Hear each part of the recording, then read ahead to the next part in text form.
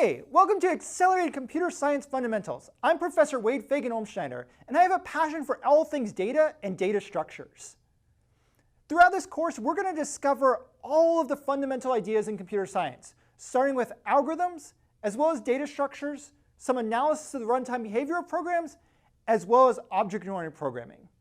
In this course, we'll be using the C++ programming language. We'll spend the first few weeks talking about that programming language and introduce you to the various different aspects of that language. In this course, I tried to design this as a practitioner's view of computer science.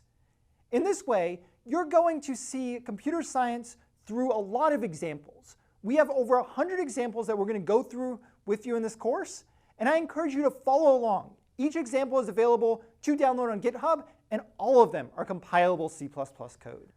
So let's begin this journey, and let's get started.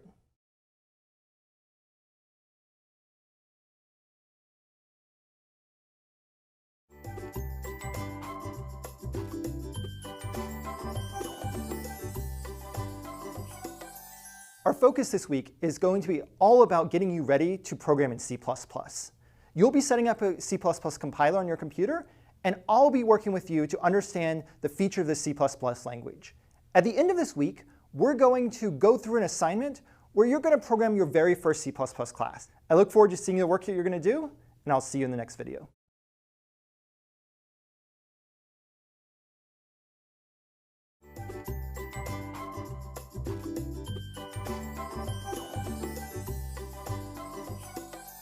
C++ is a strongly typed programming language.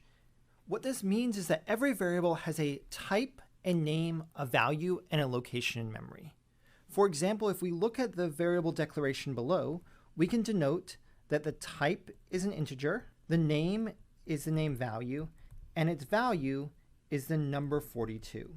In C++, there are only two types of variables that we can have. Every variable is either a primitive variable or it is a user-defined variable. In the primitive variables, there's only 6 commonly used primitive variables. Those are an integer that defines an integer, a character that defines a single character or a single byte, a Boolean which has the value of true or false, a float which stores a floating point number, or more commonly we'll use a double which stores a double precision floating point number. We'll almost always use double over a float. And finally, there is this special type called the void type. We're only going to use the void in context of a function, but the void type denotes that that type has no value. On the other side of things, there's an unlimited number of user-defined types, and we'll define some of our own user-defined types throughout this course. There's going to be two very, very common user-defined types that I want to point out to you right now. One is a string that allows us to build a sequence of characters, and the other is a vector, which allows us to have a dynamically sized array. Notice that to define a string, we'll use stdstring, and this denotes that the string is part of the standard library, and we'll discuss exactly what the standard library provides us and how to use it in just a few lectures. But to really get started, I want to build our very first program. And to do that, we need to understand just one more thing beyond variables, and that is how to start a C++ program.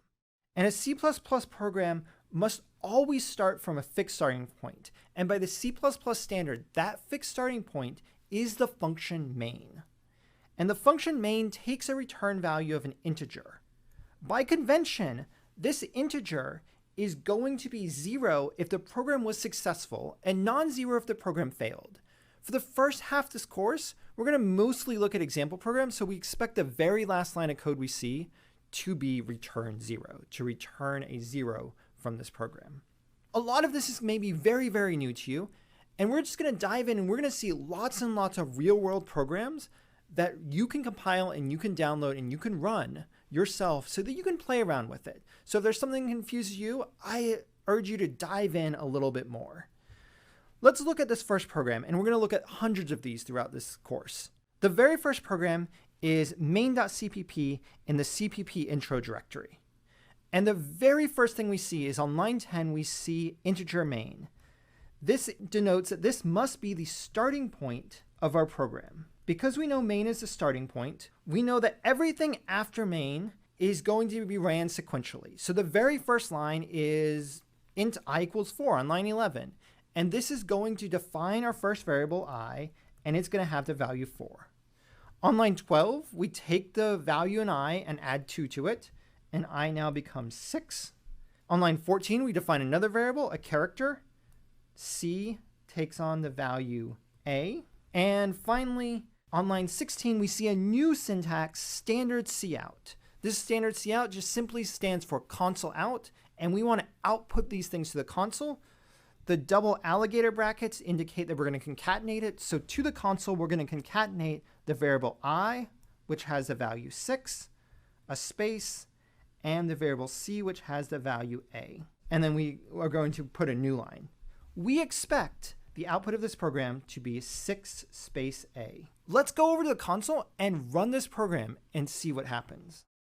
I've opened up my console and I've moved into the cpp-enter directory, and now I can run make to go ahead and compile this code. After this code compiles, I can run /main to run this program, and the output of this program is 6A. This is exactly what we expect.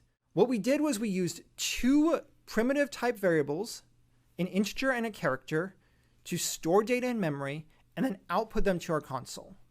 What's really, really powerful about C++ is when we start building our own custom user-defined data types.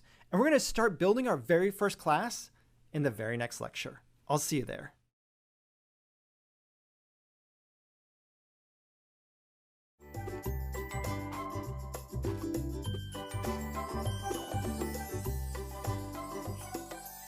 Last video, we talked about how C++ allows us to create user-defined types.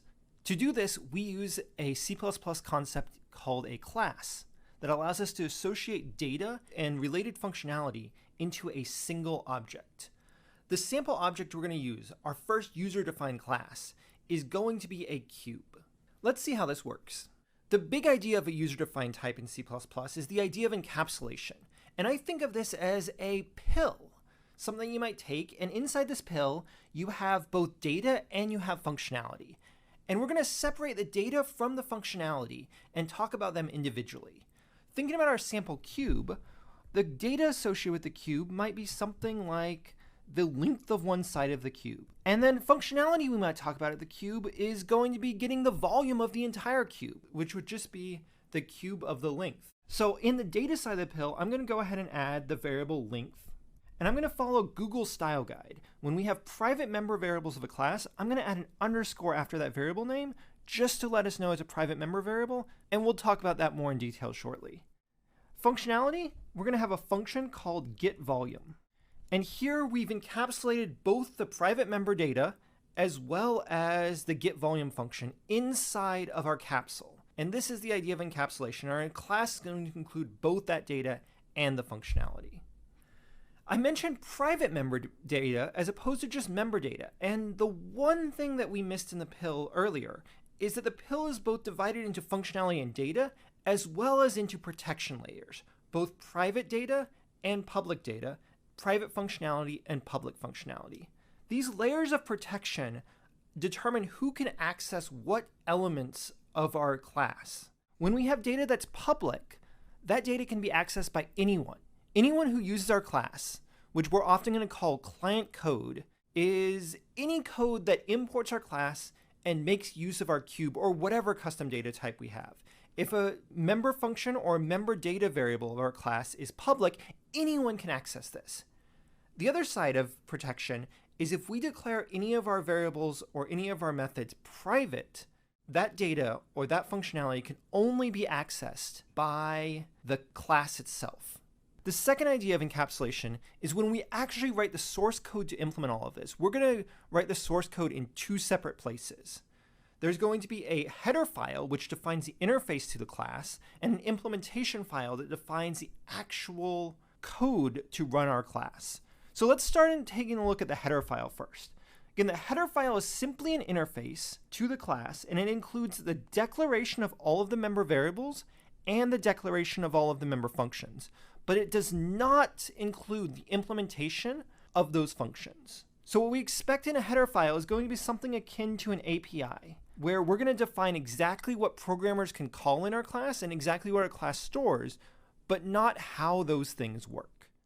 Let's go ahead and build ourselves a header file for the cube. Again, here in the CPP class directory, we have cube.h. And in this cube header file, we're going to see our very, very first header file. And I want to point out 4 different features of this header file. The first thing is the very first line of code in the header file is going to be the line of code pound pragma once. This line of code is always present in H files or header files. This pragma once line instructs the compiler to only compile this code once. Even if multiple people use our class, we'll only want the definition of our class to be defined exactly once. The second thing to note is the syntax we use to declare a class in C++. Here you see the keyword class followed by the name of the class itself. So here we have class cube, and followed by the name of the class, we have a curly brace that defines the scope of the class. The last thing to notice about this is the class always ends with a semicolon. The third thing to note is there are 2 different protection regions in the class, and all of the variables and functions are defined within those protection regions. On line 15, you'll see we have the public protection region. And on line 20, you see we have the private protection region. In the public protection region, everything following the public declaration before the private declaration are public variables or public functions of this class. Everything following the private label are private variables or private functions in the class. In this class, we have 3 private functions. We have getSurfaceArea, getVolume, and setLength. We have only 1 private variable in this class. That private variable is length. Notice in this H file, we have not defined how getVolume works, how getSurfaceArea works, or how setLength works. All we've done is declare that these are the functionalities of the class. We need to look at our CPP file to find out how they actually work. In the CPP file, we call this file the implementation file, and it's the code that contains all of the logic to implement our class. Let's take a look at this.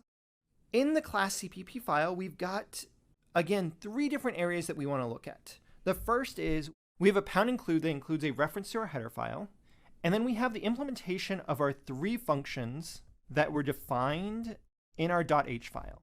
The only difference in the definition of these functions from where we saw in the .h file is these functions' name needs to include the name of the class where they're defined in. Here on line 10, we have double cube, : getVolume. This means we're going to define the implementation of the cube's getVolume function. And cube's getVolume returns the length times the length times the length, which is the volume of our cube. GetSurfaceArea is the same idea. We have a double getSurfaceArea. It's part of the cube class. We define it as 6 times the square of the length. And setLength takes a parameter in, double length, and sets that parameter equal to the private member variable length. So setLength is going to update our internal variable length to be equal to the variable that got passed in. Now that we understand how this cube class is built, we can go ahead and build a program using our cube class.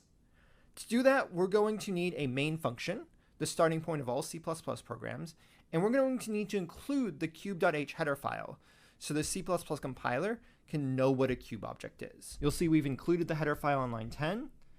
We have main on line 12. We declare a new cube on line 13. And then we're going to go ahead and set its length equal to 3.48. I'm going to go ahead and define a variable volume that gets the value of C, our cube's volume. Again, calling that getVolume function that we defined in our cube. And on line 17, we finally see out or console out the volume of our cube.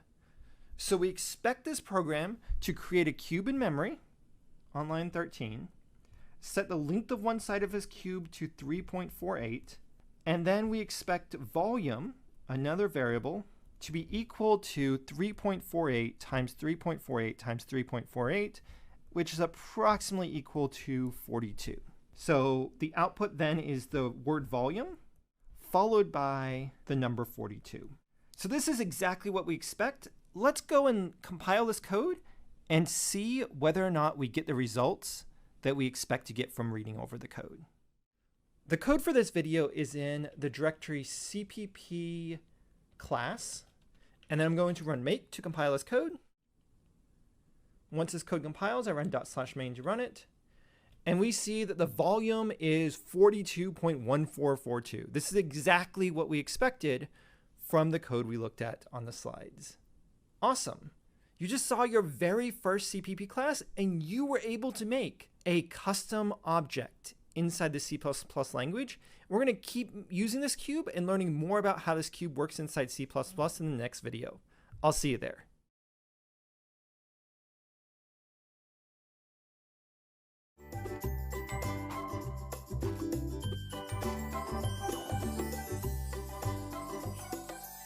The C++ standard library, often abbreviated STD or sometimes called the C++ standard template library, or STL, provides us a set of common tools and functionality that we're going to use throughout the course. Let's look at a couple of them. The organization of the standard library is divided up into a number of separate files, and we make use of them by including them in any of our C++ programs. The most critical library that we're going to include in almost all of our programs is the IOStream library. This library allows us to output data both to files as well as to the console itself. And you've already seen us use this. This is stdcout or console out. A really simple program using this is going to have two features to it. The first feature is every program that uses cout must include #include IOStream. And from there, the main function is likely going to use cout. We do cout by using std, denoting the standard template library namespace, and then :cout. At the end of the line, we see std_indel, which is to denote a new line should be added to the end of our line.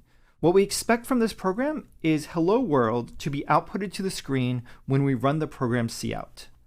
Let's look at if this happens. Moving into the cpp std directory, I'm going to go ahead and run make to build this program.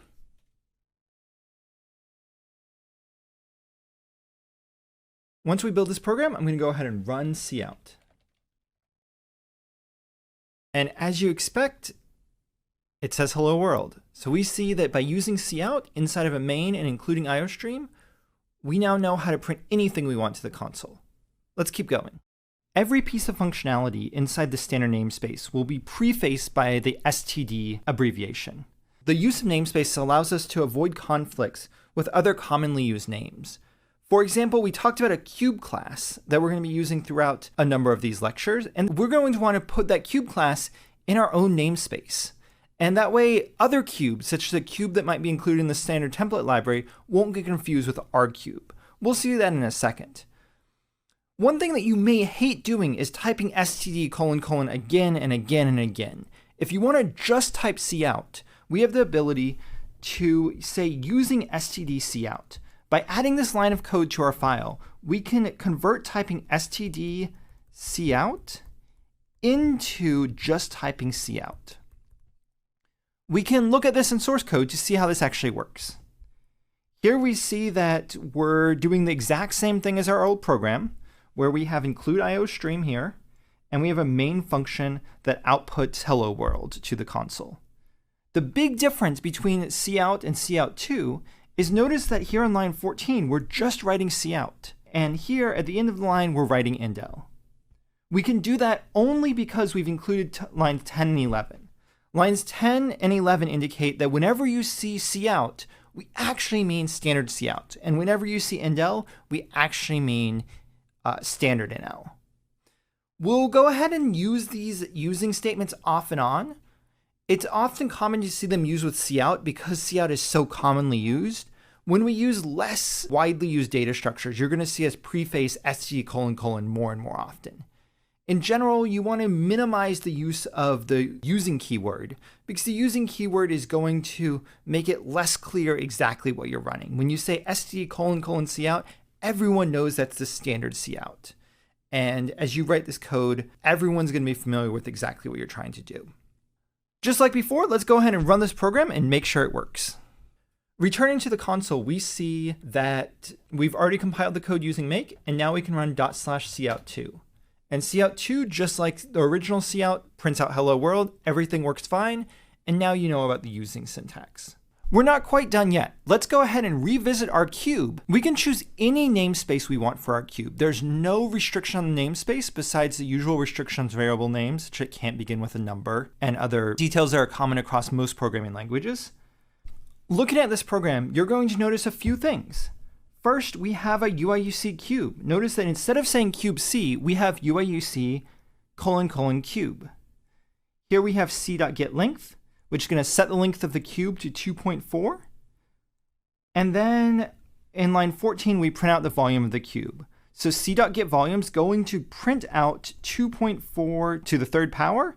This is going to be approximately equal to 13. So we expect a number around 13 to be printed out. And then we see we get another variable, surface area, that is returned by c.surface area. So we're going to ask the cube for its surface area. And the surface area of this cube is going to be a standard surface area formula, so 6 times 2.4 squared, since 2.4 is the volume of our cube, and this number should be around 30 to 35. So when we run this program, we're going to expect that the cube's going to be set to 2.4, and then the first output we see is going to be the volume is going to be printed out to be around 13. The second thing we'll see is the surface area will get printed out, and that should be somewhere around 30 to 35.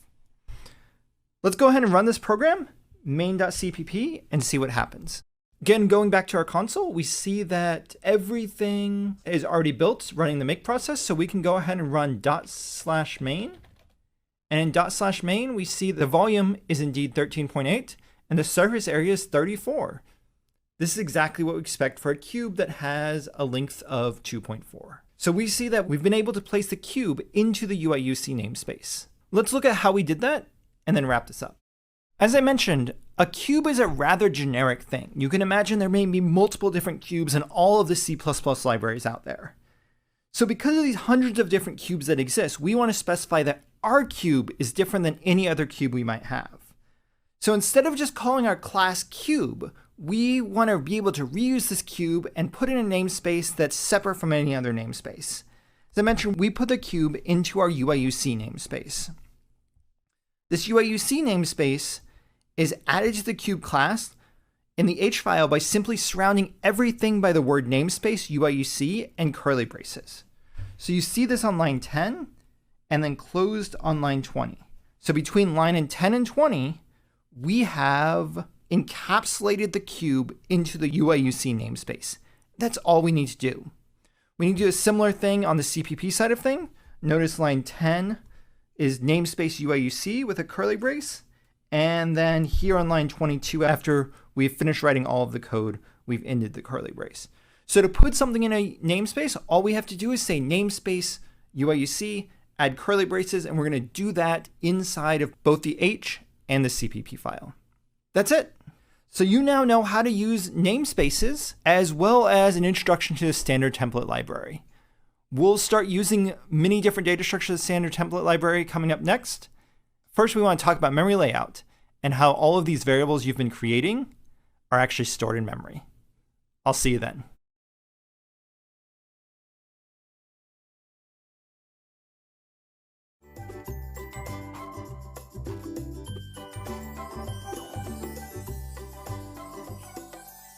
Our focus this week is the C++ memory model. As part of learning about C++'s memory model, you're going to see stack memory, heap memory, references, as well as pointers.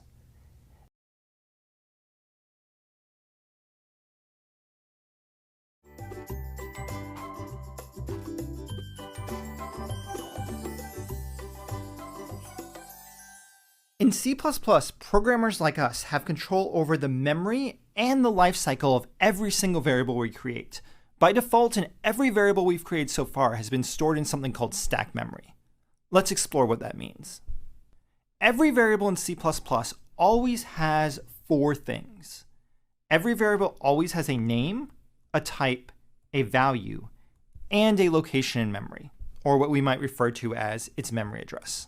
Notice that in this example below, we have an integer with the name prime number and its value is 7. So here, the type is int, the name is prime number, and the value is 7. The memory address is not known, but we can explore where this is going to be stored based on how we created this variable. In C++, we can actually get at where the memory is stored by using the ampersand operator, and that's going to return the memory address of a variable. Let's see how this actually works. In this program, we see that we have our main function, and we know our main function is going to be the first thing that runs. Here we define a new variable, an integer, that has a type of int, a name of num, and a value of 7. So we know somewhere in memory, we have enough space to store an integer, and this memory is going to contain the value 7.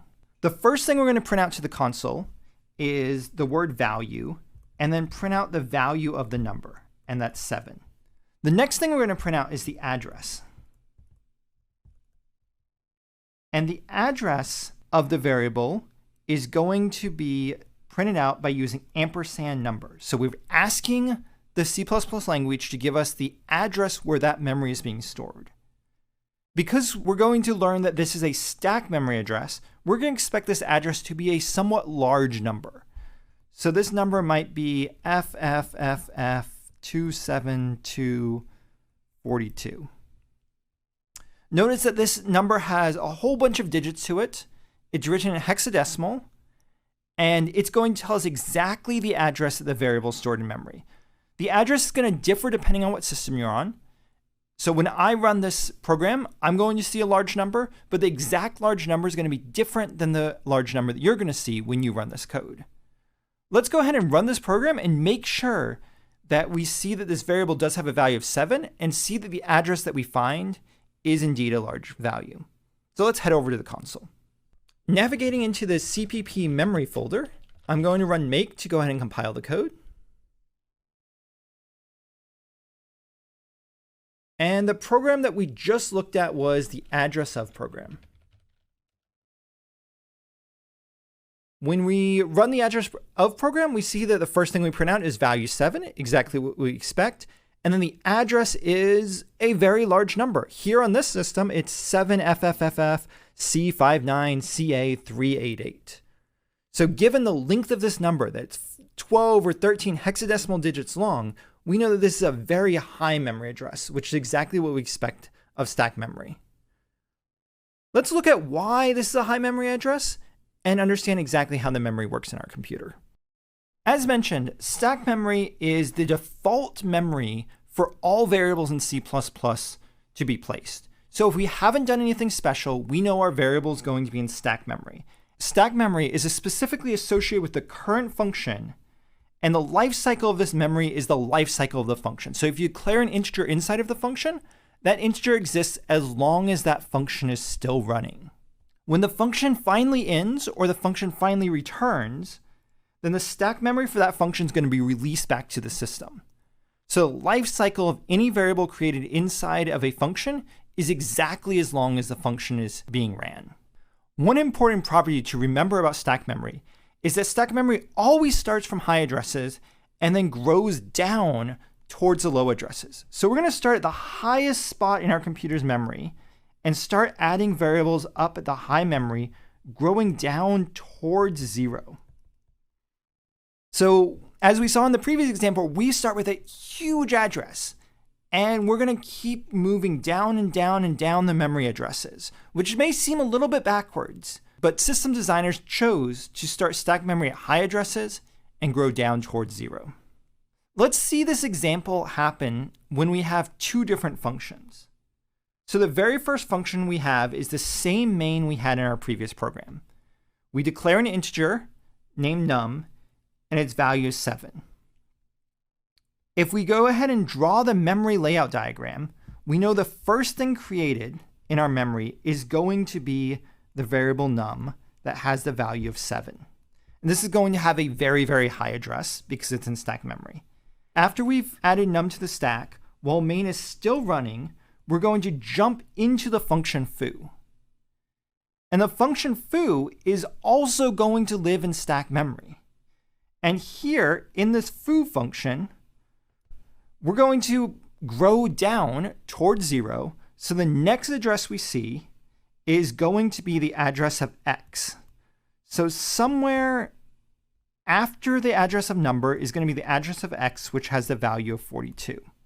So what we expect from the console is we expect the first output to say that num is equal to 7. We expect the address of num to be a large value. The third thing we expect to see is that x is going to have the value of 42. And the last thing we expect to see is the address of x is going to be a large number, just like the memory address of num, except for it's going to be slightly smaller, slightly closer to 0, because we see that foo is below where main was running. So main is running, it allocates the memory for num. After num's been allocated, foo is called. So foo's allocation has to happen below the allocation for the main function. We'll notice that it's going to skip a little bit of memory, and that's just the overhead to call the foo function and some C++ internal maintenance. The big idea is we expect num to have a higher memory address because it was allocated first than the memory address of x. Let's go ahead and run this program and see if our understanding and our hypothesis actually check out. Here, looking at our console again, we've already compiled our code, and now I'm going to go ahead and run the program foo. In foo's output, we're going to analyze it and see that the first thing that happens is num's value is 7, and its address is a large number ending with 908. Then x's value is 42. The memory address of x is the same large number, but ending in 8BC. So 9 is a larger number than 8. So we see that the memory where num is stored is 908. The memory where foo is stored is 8BC. 908 is a larger number than 8BC. These numbers both in hexadecimal. So that means that everything about our understanding of how this works makes sense. And you see an example right here. The memory address of num is larger because it's been allocated first. X being allocated second has a slightly smaller value. So we saw this actually happen in real code, and I encourage you to run this program yourself and see how the memory addresses on your computer, they're going to be different because the layout of the memory is going to be slightly different and is randomized. But you're going to see that num will always have a memory address higher because num was allocated first in our program. Awesome. Let's go ahead and talk about how we can actually use these memory addresses inside C++ to help us keep track of all of this memory. One key idea in C++ that makes C++ so powerful is the idea of a pointer. All a pointer is it is a variable that stores the memory address of data. I like to think of pointers as simply an indirection away from our data. So if our data is here, 42, and maybe that's stored as an integer, a pointer is basically going to be a level of indirection away from data. We follow the pointer to where it's pointing to, and we notice that pointer is now pointing to the memory that's storing 42. Pointer itself does not store 42, but the pointer stores the memory address of 42. And if we follow the contents of the pointer, we get to our memory address. Pointers are so fundamental to C++ that the addition of a star to the type of the variable denotes that as a pointer type.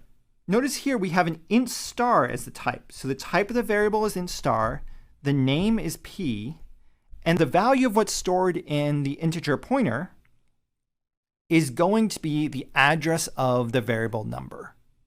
So we know that there's a type, a name, and a value, and this integer pointer, because it's being declared normally, is going to be on our stack. So now we have an integer pointer that stores the value of where num is actually stored in memory. The very last thing we want to mention is often we're going to have these pointers and we don't actually want to know what the contents of the pointer is. We want to know what the contents of the thing it's pointing to is. And C++ provides us a dereference operator. So given a pointer, a level of indirection can be removed by preceding the variable with an asterisk. So notice this gets a little bit confusing because if you append the type of the variable with an asterisk, it becomes a pointer type. When you actually use the variable, if you prepend it with an asterisk, then that variable will remove the level of indirection. You'll dereference the memory address and get the actual value. So looking at a quick sample code before we look at a full program, here we have integer num7. So we have a piece of memory that's name is num. It has the value of 7. Then we have the variable p, which is a whole nother chunk of memory. It is a pointer, and it points to the address of num. The value in num is a third variable, and this value in num is going to take on the dereference value of p. So we're going to look at p, and once we see what p is pointing to, then we can go ahead and copy that value, 7, into value in num. Notice that the last line here, we do something different. So now that we've copied num into value in num, we say the dereference value of p should be made equal to 42. So we look at p, we follow that to where it's being dereferenced, and we change that value from 7 to 42. And the final state of this program, we have num that contains the value of 42, p that points to the memory address of num, and value in num is going to have the value of 7. One thing I think is really useful is to really look at how all of this actually works in memory and see if we can make sense of it. And as we do it, we're going to uncover a little secret in this puzzle that we see. So in this program, we've got our puzzle.cpp, which you also have in the code associated with this lecture. And we see that we include cube.h. We're using UIUC cube, the standard include file plus the using statement.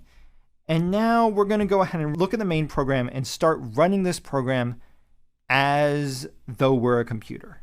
The first thing we do is we create a cube pointer C that we're going to put onto main stack. So the first thing that happens is we're going to allocate an area of this memory for main. So we'll call this main stack. Inside of main stack, we see the first thing we have is a cube pointer. So the type of this memory is going to be a cube star. The name of it is C. And it's going to take on the value of create unit cube. So create unit cube is a function. This function returns a cube star. So here we have a cube. So let's go ahead and create a create unit cube stack frame. This create unit cube stack frame, all of the memory associated with create unit cube is going to go down here, further down in memory. And we create a cube called cube. The type is cube. The variable name is cube. And this is a cube. We set its length to be 15. I'm going to just draw a 15 in the middle of the cube to note it's 15. And then we return a memory address to the cube. So that means create unit cubes, return value is cube. And that means that C points to this stack memory. So I'm going to redraw this to clean it up just slightly. And we're going to see exactly the same thing with a pointer from main's memory into cube's memory. At this point, we have the exact same drawing we drew earlier. And we have main stack frame, we have create units cube stack frame, and we see that the cube is here in create unit cube, and we have a pointer that points to that cube. One thing you'll remember is we said that the stack frame exists only so long as the function is running. So here on line 16, we return the memory address of cube. But because we've returned from that function, we see that this memory is no longer allocated to us. It's not our memory anymore. So I remove the orange box to say that memory has been deallocated by the system. It may not be reused yet. We don't know what's happening in that memory. It may still be our cube, it may not be our cube. But if we run some other function, the operating system almost certainly is going to use the memory that we were just using for create unit cube and that other function, overwriting that with some other data. So what we expect in this puzzle is that when we run some other function, that something crazy might happen to our memory, and our memory is not going to be exactly what we think it should be. If everything runs as defined, we expect that the surface area of this cube is going to be 6 times 15 squared, and the volume is going to be 15 cubed. So they're going to be nice whole numbers, don't have any decimal points, because all we're doing is squaring and cubing 15. And we expect those numbers to 15 cubed to be in the range of a couple thousand. 6 times 225 is going to be in the range of about 1,500. We expect when we print out data for the surface area to be 1,500, the volume to be a few thousand, and we can run this puzzle.cpp and see exactly what happens. We still have all of the old code we ran earlier, and we've already made it, so we can actually see that the compiler's already trying to warn us about something that's happening. So the compiler knows that in our puzzle.cpp, the address of our stack memory associated with local variables is being returned. That means we're already doing something we shouldn't do, and the compiler is helping us out by warning us this is almost certainly a mistake. When we run this code, /puzzle, we see that nothing prints out. And that's because we don't have a cout.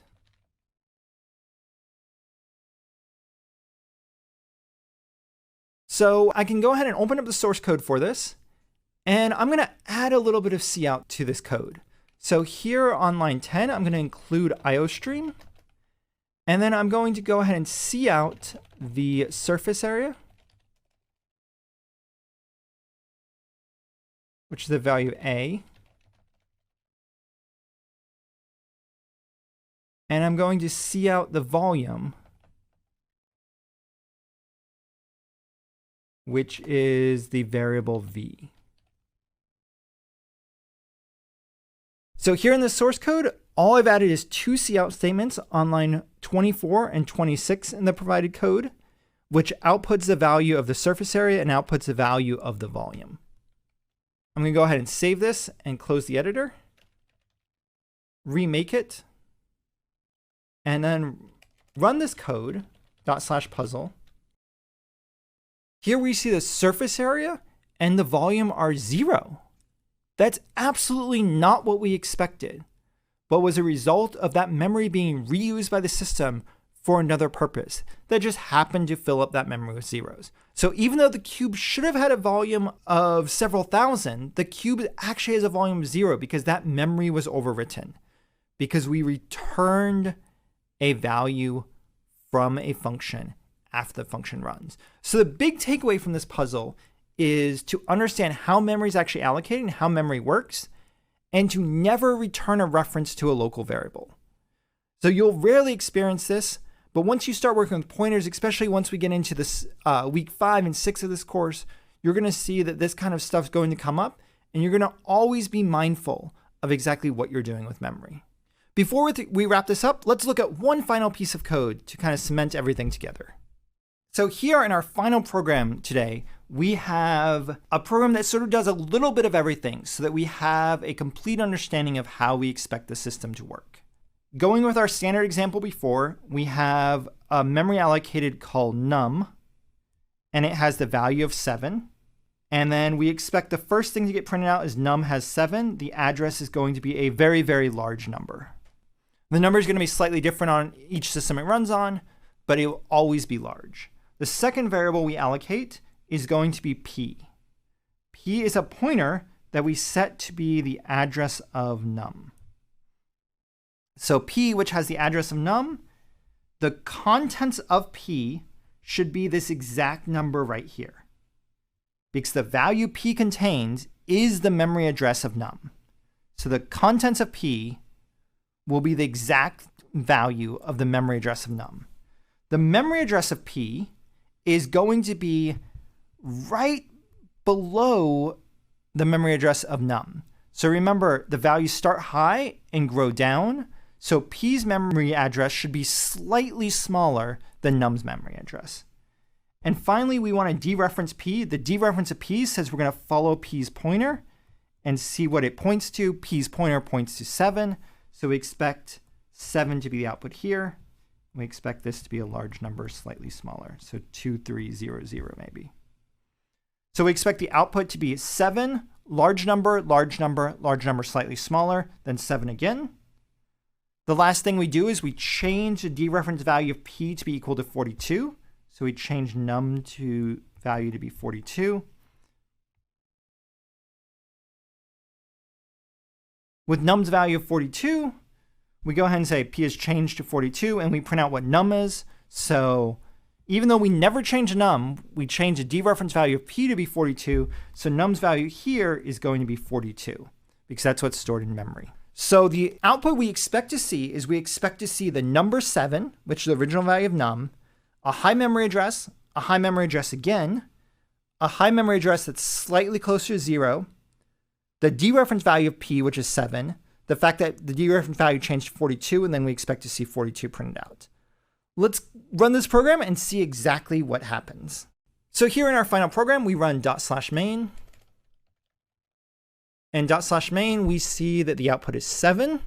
We see another very large number. And then we see this number ends in 148. We see this number 148 again, exactly what we expect. Then we said the fourth thing we're going to see is a memory address that is slightly smaller, which is exactly what we see. 148 is a larger value, 140 is a smaller value. The dereference value of p is 7, which we know that because it points to num itself. When we change the dereference value of p to 42, we see that num also changes to 42. So we have both seen in a program and understood exactly how this memory interacts with the system, and we have code that runs that shows this memory happen in practice. This is one of the hardest things to grasp your head around in C++, especially as it comes to pointers. We're going to follow up in the next lecture with heap memory, which includes a lot more pointers. And then after that, we're going to just do an entire video on just puzzles with pointers. So we're going to do a lot of this, and I encourage you to play around with this stuff to really get a grasp on exactly what pointers are, because they're a key idea in C++, and they're going to unlock the true power of all the things we're going to do in C++. I'll see you with heap memory in the next lecture.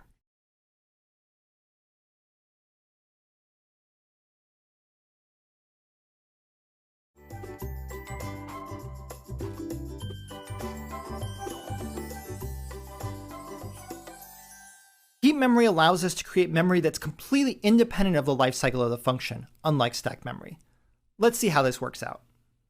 In C++, if we ever need memory that's longer than the lifecycle of the function, we have to use heap memory. The only way to create heap memory in C++ is the use of the new keyword. The new keyword is an operator in C++ that's going to return a pointer to the memory address starting of the new data, and not an instance of the data itself. What that means is a new C++ operator is going to do 3 things, and it will always do these 3 things.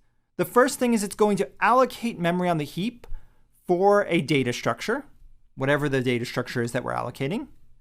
It's going to initialize that data structure, and it's going to return a pointer to the start of that data structure.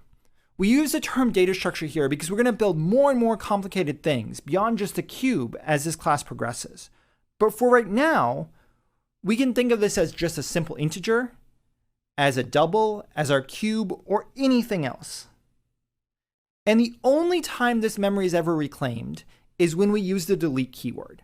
So it doesn't matter if we return from the function, doesn't matter if the function ends. The only time the system ever gets back this memory is when we use the delete keyword. So this memory is extremely powerful, but also has an extremely long life cycle if we don't take care to release this memory. So looking at the example of a piece of code, we see that this code is going to actually allocate 2 different variables. The first variable is int star num pointer. So this int star means it's an integer pointer, and its name is num pointer. And this is going to be on the stack. So notice, this is just an ordinary variable. There's nothing special about it. Because it doesn't involve the new keyword, num pointer is on the stack. Its value is going to be a new integer. So new int means that we're going to create heap memory, enough heap memory to store an integer, and that integer is going to be pointed to in our stack memory. So here our stack memory points to our heap memory. The heap memory has enough memory to store an int, and that heap memory is going to exist for the entire length of our program unless we call delete. So let's actually see this code that we just went over actually run. Our main program for this lecture involves a num pointer that allocates a new integer. Then we're going to print out all of the properties of this value.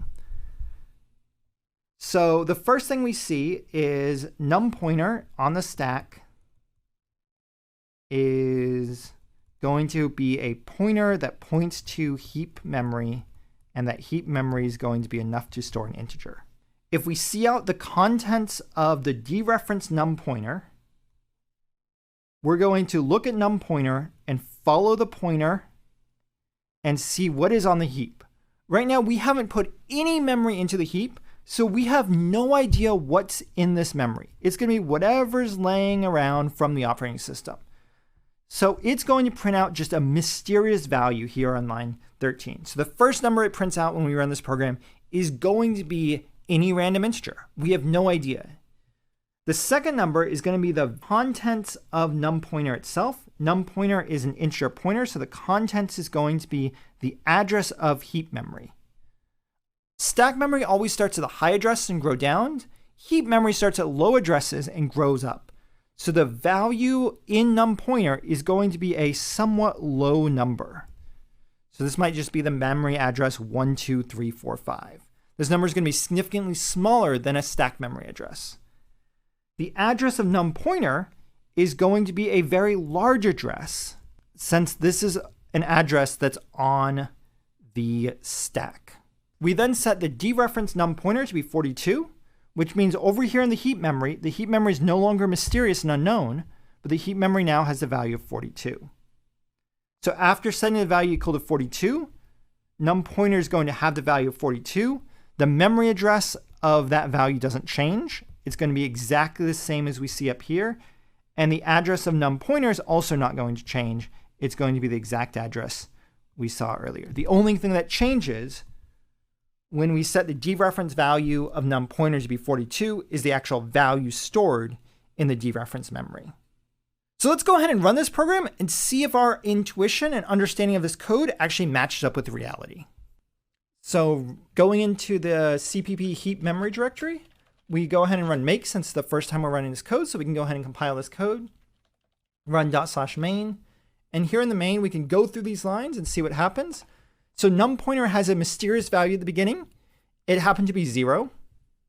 On your system, it may be 0 or it may be some random large value. It just depends on what was in that memory before the program got access to that memory. The second value is num pointer, and that is a memory address, which is a rather small value. So this is what we expect. We said that num pointer points to a heap memory address. That heap memory address is going to be a small number.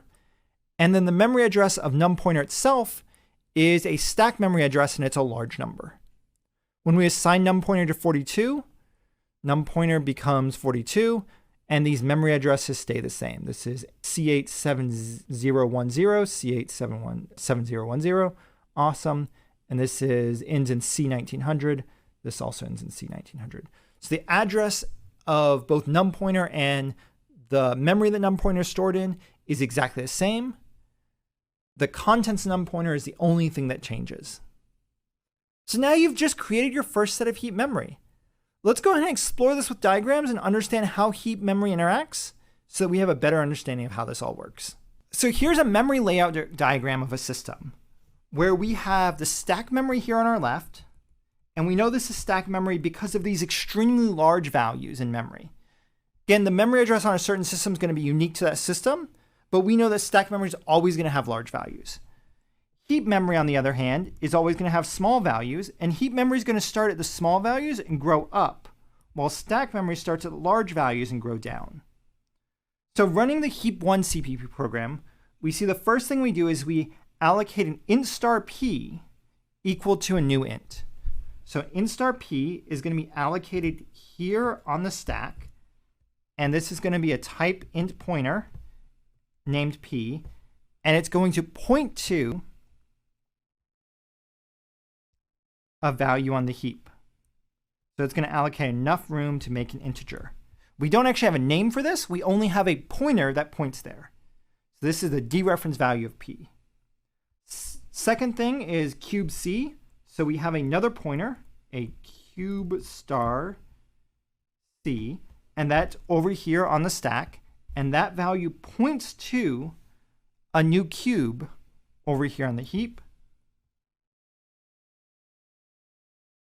So now we have 2 stack variables and 2 heap variables.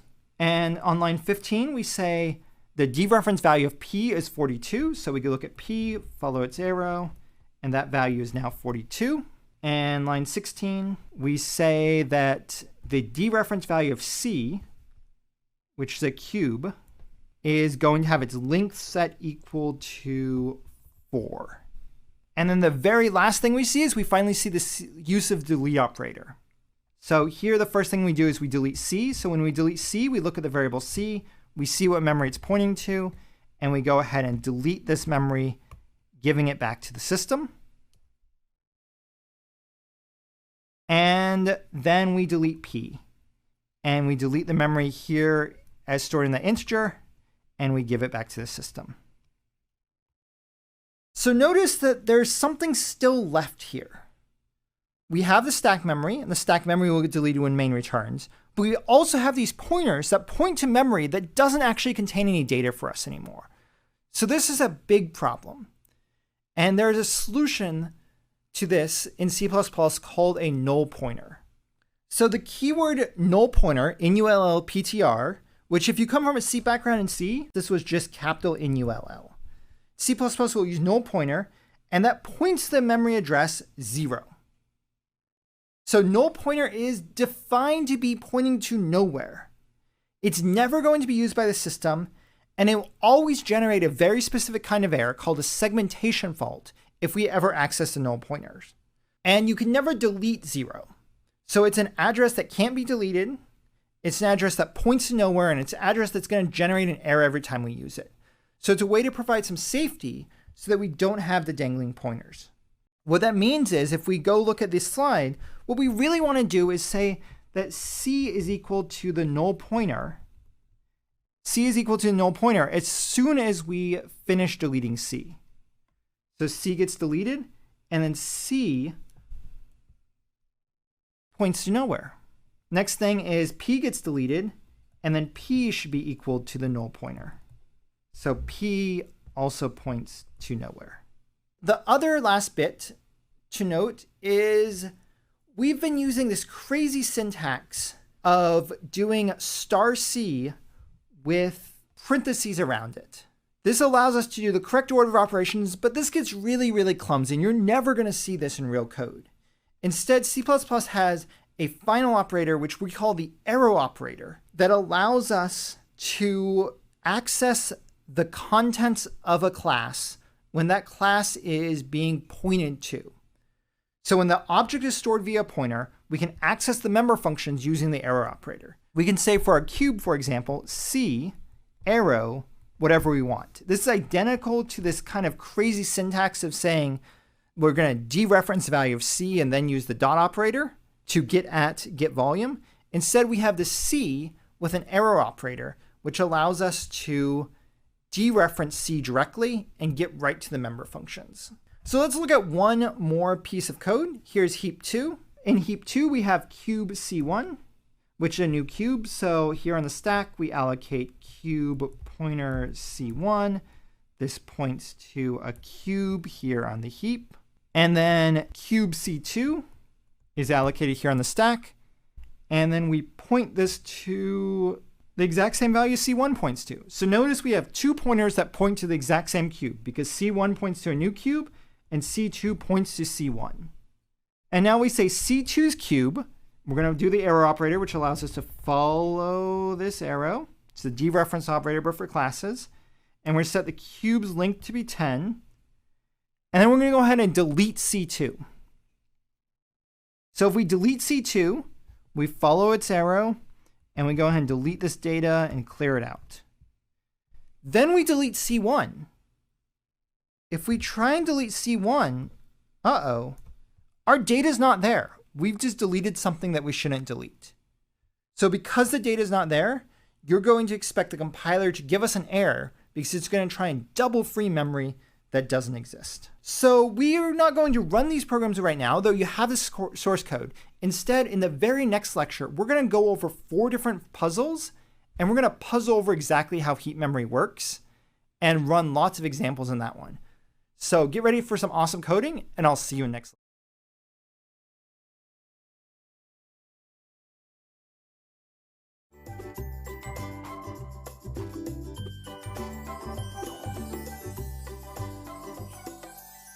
In this video, we're going to do something slightly different. The entirety of this video is all going to be looking at code, and we're going to examine what programs do, kind of puzzly different programs, when we use stack memory, heap memory, and other types of memory.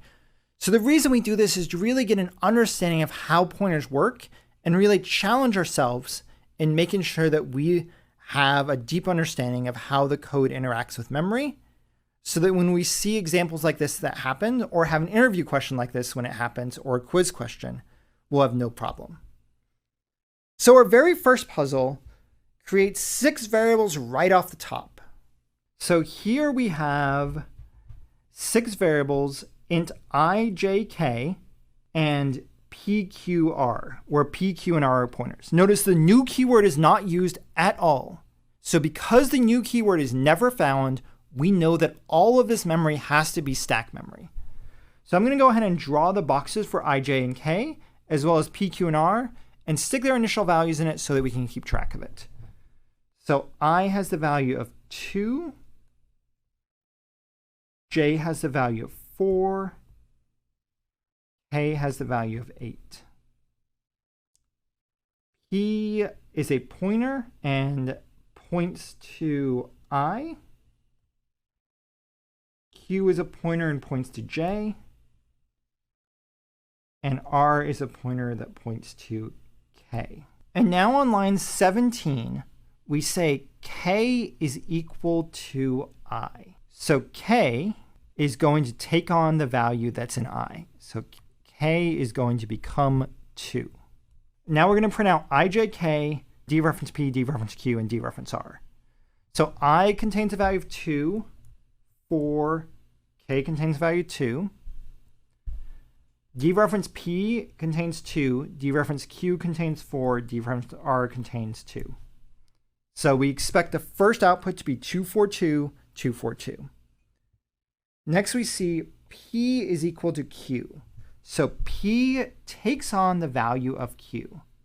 So P no longer points to I, but P points to the same place as Q. So P is now pointing to J. So I still has the value of 2, J still has the value of 4, K still has the value of 2. The dereference value of P is now 4, the dereference value of Q is 4, the dereference value of R is 2. So the second set of output we expect to be 242, 442. Last thing is the dereference value of Q takes on the dereference value of R. The dereference value of Q is J. Dereference value of R is K. So star Q takes on star R. So 4 takes on 2. So now everything should have the value of 2. This is what I got when I ran through this code. Let's see what the computer gets. Going into CPP heap puzzles, running make to compile all of our puzzles, running /puzzle1. First row, 242, 242, exactly what we expect. Then 242, 442, exactly what we expect, and all 2s for the third row. So we've solved this puzzle, and we found that the data we expected is exactly equal to the data we saw on the computer. Awesome. Let's look at another puzzle. Here in the second puzzle, we see that we have the new keyword. So we know that some of this data is going to be on the heap. So I'm going to go ahead and have a section of memory that is stack and have a section of memory that is the heap. So on the stack, we have an integer pointer x, and that's going to point to the new memory on the heap, which is a new integer. we have on the stack int ampersand y. So here we have something we've never seen before. Int ampersand y is giving us something called a reference variable. And a reference variable is something we're going to dive into a lot more next week. But I want to give you a little bit of a preview of it. All a reference variable means is it's going to alias another piece of memory, which allows us to give a name to a piece of memory. So y is going to alias the dereference value of x. What that means is we can say that this heap memory address is called y. So now we have int ampersand y, so reference variable y is going to alias the memory in x. And then we're going to say y is equal to 4, which allows us to alias the memory exactly. If we ask what the memory address of x is, the memory address of x is equal to the memory address of a value on the stack. So we expect this to be a large number.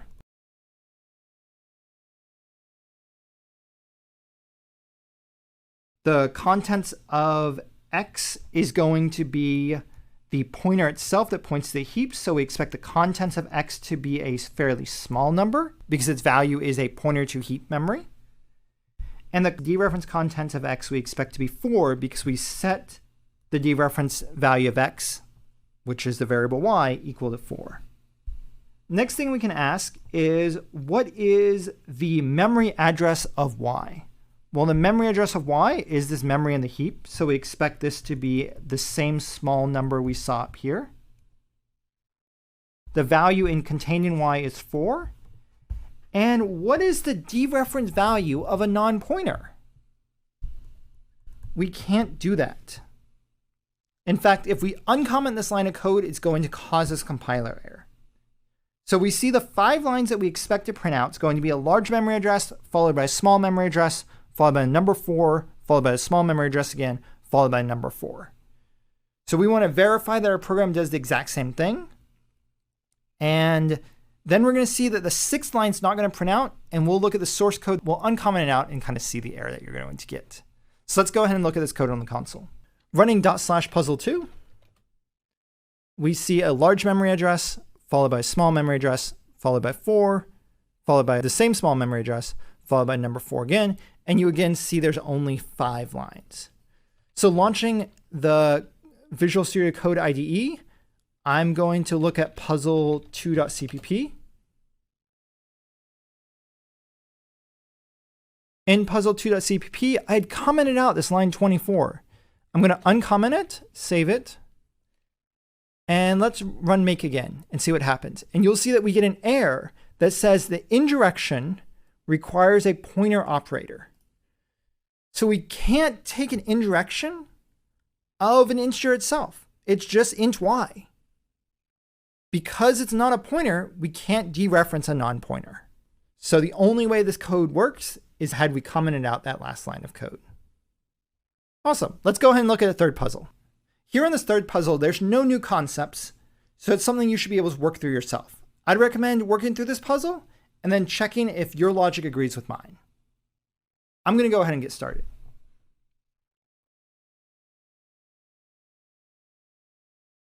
So here I'm going to create my stack memory. This is an int pointer p and a second int pointer in stack that is q. P is then going to be equal to a new int, so new heap memory is going to be pointed to by p.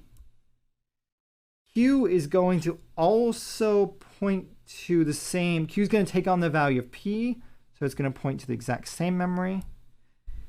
And then the value dereferenced by Q is going to be 8, so we follow Q's pointer and put 8 here in this memory. Then we're going to see out the dereference value of p. So the dereference value of p following the pointer is 8. So the first output we expect to see is 8. Now we're going to say Q takes on the value of a new integer. So Q no longer points to the memory it pointed to before, but points to a new integer in heap memory. The value of dereference Q is 9. And then we see out the value of dereference P. Dereference P is 8. Dereference Q is 9. So we expect the answer to this puzzle to be 889. Let's see if puzzle 3 gets us that result. Running /puzzle3, we see 889. It's exactly what we expect to see. And if you got that, we're starting to get an awesome understanding of exactly how pointers work and how memory interacts. The very last puzzle adds another little bit of syntax to C++. That is the use of arrays inside a heap memory. Let's look at this code. So here we have int star x on the stack. So we have an int star x. And this points to somewhere. We don't know where yet. The next thing is we have an int size here on the stack, and it has the value of 3. And we say x is equal to the new integer array. So x is now equal to a new integer of size 3. So this new int with the array brackets denotes that we are allocating a sequence of integers. So we have, in this case, 3 integers sequentially in memory stored as an array. We can go ahead and go through this and say I equals 0, I is less than size, so a standard for loop that goes through and says the contents of x of I, so when I is equal to 0, 0 plus 3 is 3. When I is 1, 1 plus 3 is 4. When I is 2, 2 plus 3 is 5. So the contents of this array is going to be 3, 4, 5. And then at the very end, because we did a new square brackets, we have to do a delete array as well. So the big thing to take away from this is we may see the syntax where we have an array of memory instead of just a single value of heap memory. We're going to see this very rarely, but I wanted to go ahead and mention it here in this video because it's something that as you look at other code, you may see lots and lots of people make use of an array inside of heap memory. And that use of new int with the array brackets and delete array brackets is a key idea in C++. So if you follow this, you are really a master of C++ memory, and you're ready to really get started on kind of understanding the other part of C++ that makes C++ awesome, which is the use of classes inside the C++ language. So I'll see you next time.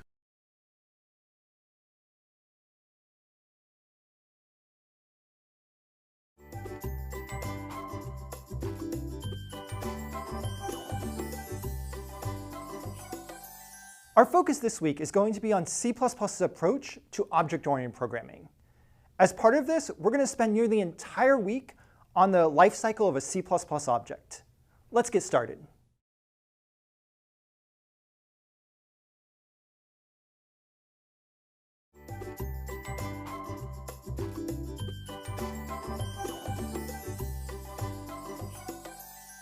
When an instance of a class is created in C++, the class constructor lets us program exactly the initial state of the object that's created. Let's see how this works.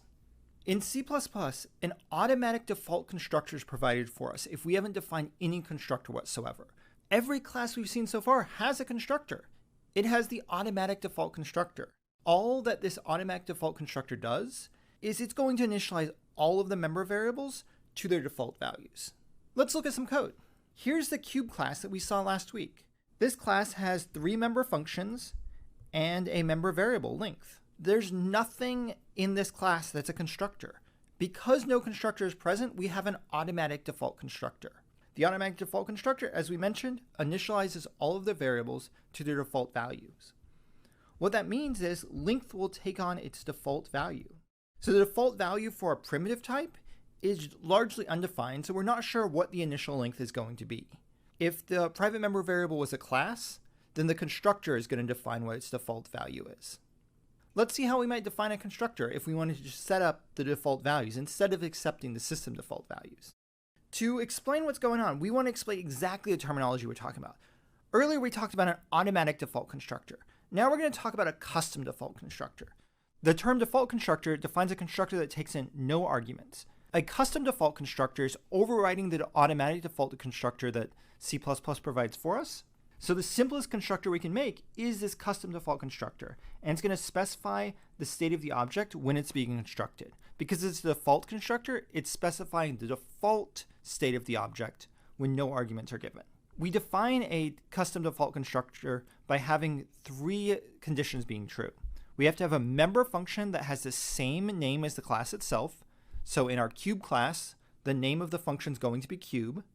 The function needs to take 0 parameters, and the function does not have a return type. So the constructor builds the object. It doesn't return anything back to the programmer. If we look at the name of this function, we know the name of the function is cube. It's part of the cube class, and it takes 0 arguments. If we look at how this looks in code, in the header file for cube.h, we see cube is the custom default constructor. Notice that it has no return type. It's not a double. It's not a void. There's absolutely no return type as part of cube.h. On the other side, cube.cpp is going to define the implementation of the cube constructor. Here we have the cube class defining the cube member function. Because it has no return value and has the name of cube, we know it's a custom default constructor. And here we have the custom default constructor initialize our cube to have an initial length of 1. So effectively, when we create a cube, our cube is going to be a unit cube, where the length of every side of this cube is exactly 1. For our first example here, we can see that we create a cube using the cube class we just defined. Looking at our code, here on line 11 we have our main function. On line 12 we create a cube in stack memory. And on line 13 we're just going to go ahead and see out the volume of the cube. We know that our custom default constructor created a cube that has a side of length 1, so we expect the volume of the cube to be 1. So our expected output is going to be volume 1 when we run this code. Let's check out what happens. Here on the console, I'm going to go into the CPP constructor folder and then go into example 1, running make to build the program, and then running /main to run our program. The output of this program says volume 1. This is exactly what we expected from the code we saw. Awesome. Let's look at doing a little more fancy stuff with constructors. We just talked about a custom default constructor, which had 0 parameters. However, we can also define custom non-default constructors, or just custom constructors, that allow user code to specify arguments to our constructor. For example, we might want the user to specify the length of our cube when they create the cube itself. So here we're going to use the exact same syntax as our custom default constructor, but have additional parameters based on how many arguments we want the user code to pass in. For example, we might have the user pass in its length. Here we have double length being passed in as an argument. Constructors are not unique. Here in this code example, we see that we have a custom default constructor as well as a one argument constructor. So a user using our cube class is able to create a cube that has a default value and is also able to create a cube that has a specific length. In our implementation, we see the exact same thing. We see 2 implementations of constructors. Our custom default constructor sets its length to be equal to 1. Our one parameter constructor sets the length equal to the length passed in as a parameter. Looking at a second code example, here's another main in example 2. The key difference between the example 1 we saw earlier and the example 2 here is that on line 5, when we declare UIUC cube to be C2, we're calling a custom constructor. This custom constructor is going to be the one parameter constructor. So the C++ language is going to go search through all the constructors and find the constructor that has one parameter and takes in a numeric value. We see that numeric value is 2. Because we're specifying that the initial length of the side of the cube is 2, we expect the volume to output to be 2 cubed, or 8. So volume 8 is our expected output. Let's see what happens when we run this code. Navigating back to the base directory and moving into example 2, I'm going to run make and run /main. And what we see as the output is the volume is 8, exactly what we expected. Awesome. Let's talk about one important detail before we wrap this up. We started off by talking about the automatic default constructor, the idea that every class in C++ has a constructor of some sort. If any constructor is defined, we don't get an automatic default constructor provided for us by C++. So if we define even a single constructor, the automatic constructor is not provided for us. Even if we define a custom 3-parameter constructor, the automatic default constructor is not going to be provided. So any constructor at all being defined prevents the automatic default constructor from being defined. We're going to see this trend happen throughout all of the different pieces of the constructor that we're going to see throughout the videos this week. Let's look at one example of where this comes into play. So thinking about a combination of our 2 different programs we've seen so far, Here in example 3, we have a UIUC cube C being defined on line 12. Let's look at the cube.h class that's here in the example 3 folder. Here we see that on line 13, the only constructor we have is a one parameter constructor. Because we only have our one parameter constructor, we know that there is no automatic default constructor. And in fact, there's no default constructor whatsoever. There's no zero parameter constructor. So in line 12, when we're trying to call this zero parameter constructor, it's not going to find anything to call it. And because C++ is a strongly typed language, it's going to find this error at compile time. So let's see what the compiler says when we try and run a program where we don't have a constructor that's valid for it to run. Going back a directory, going to example 3 and running make, we see that we get in a compiler exactly what we expect. In main.cpp on line 12, we have a fatal error where there's no matching constructor for the initialization of the cube. We know there's no matching constructor because there is no automatic default constructor. The compiler helps us out a little bit. It did find a constructor, it said candidate constructor is not viable. So it looked at our one parameter constructor and it said the cube with double length doesn't work because it requires a single argument length, but no arguments were specified here in UIUC cube C. The implicit copy constructor and the implicit move constructor are automatic constructors that were built for us, but they also don't fit the bill. So because we defined a constructor and the constructor was not a zero parameter constructor, there was no default constructor, so there was no way for us to construct this cube.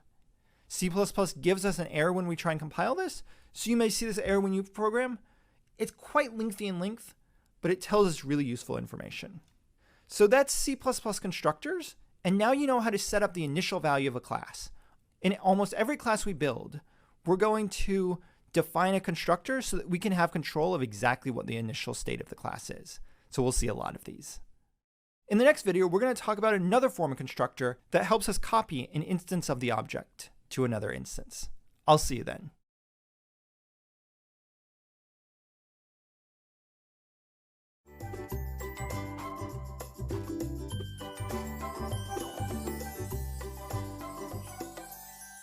In addition to standard constructors, in C++, a copy constructor is a special type of constructor that allows us to make a copy of an existing object. Let's see how this works. Just like an automatic default constructor, an automatic copy constructor is defined for us if we don't provide any copy constructor whatsoever. The automatic copy constructor is going to copy the contents of all variables. Often, this is going to be acceptable for us. But in some cases, we want to actually define exactly how the copying takes place or possibly share resources between two instances of a class. To define a custom copy constructor, we need two things to be true. The function needs to be a class constructor, so it needs to follow all of the rules for a class constructor, and it must have exactly one argument, and that argument must be a constant reference to the same type as the class itself.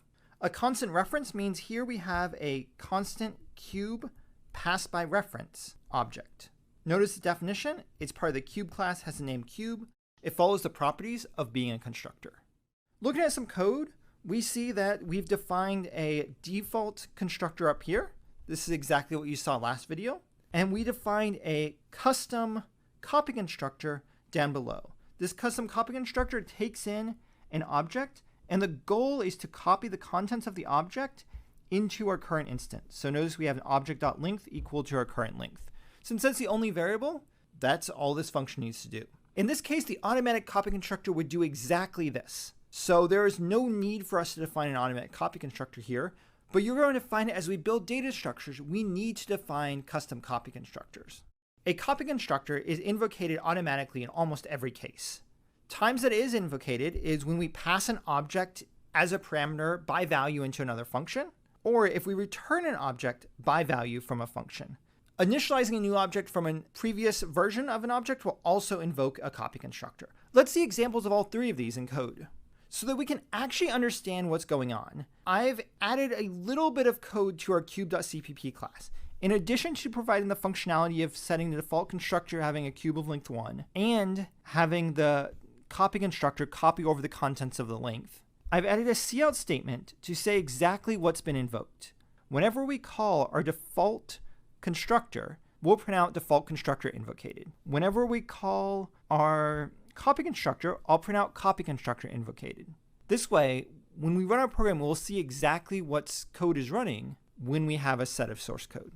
Here in our first example, we have a main.cpp. Our function main is here on line 15. We create a cube on line 16. Creating a cube is going to invoke a constructor.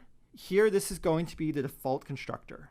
Finally, on line 17, we call foo. Foo takes in a cube as an argument. Because this argument is being passed into a function, we know it has to be copied from main into the foo stack frame. We expect the second call to be made is a call to the copy constructor. So when we run this program, we expect a default constructor to be called first, and then a copy constructor to be called next. Remember, we've annotated our class so we know exactly when these are being called.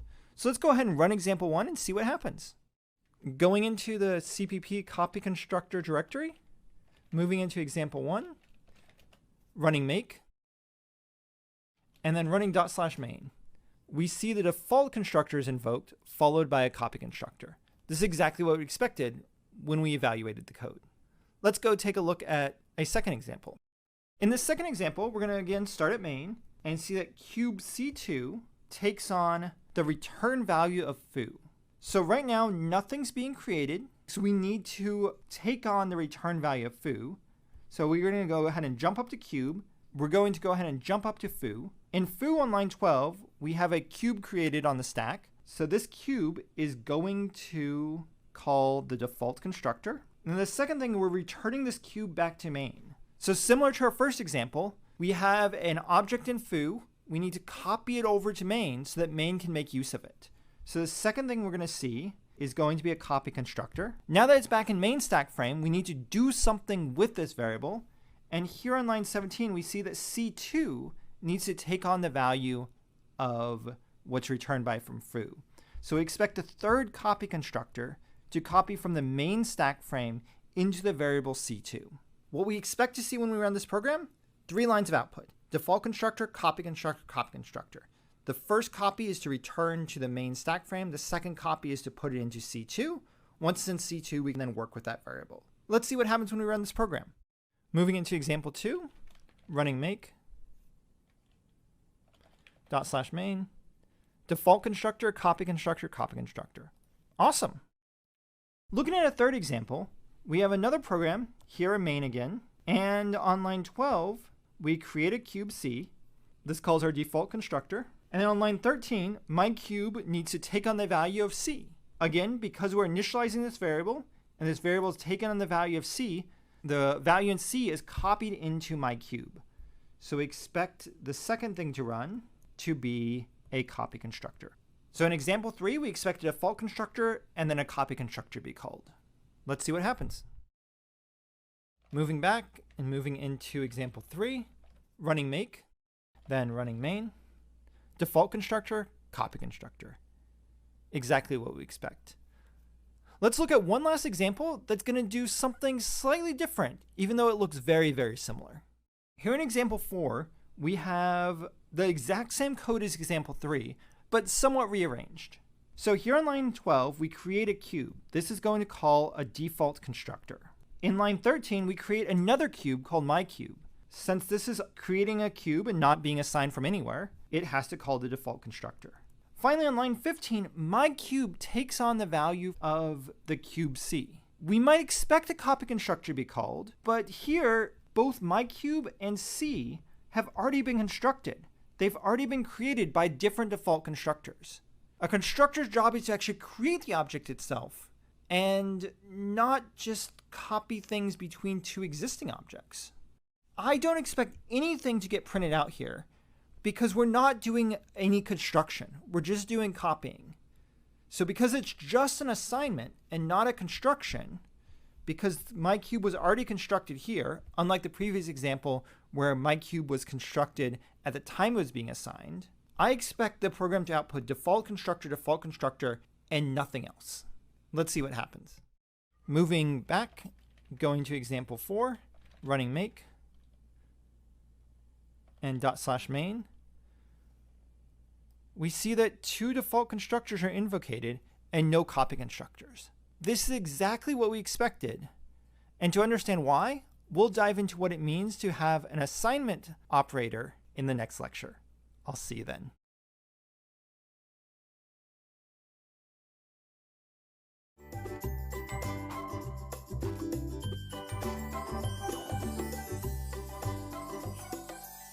Up until now, we've talked about classes having constructors, or ways to initialize the value of the class when it's being created.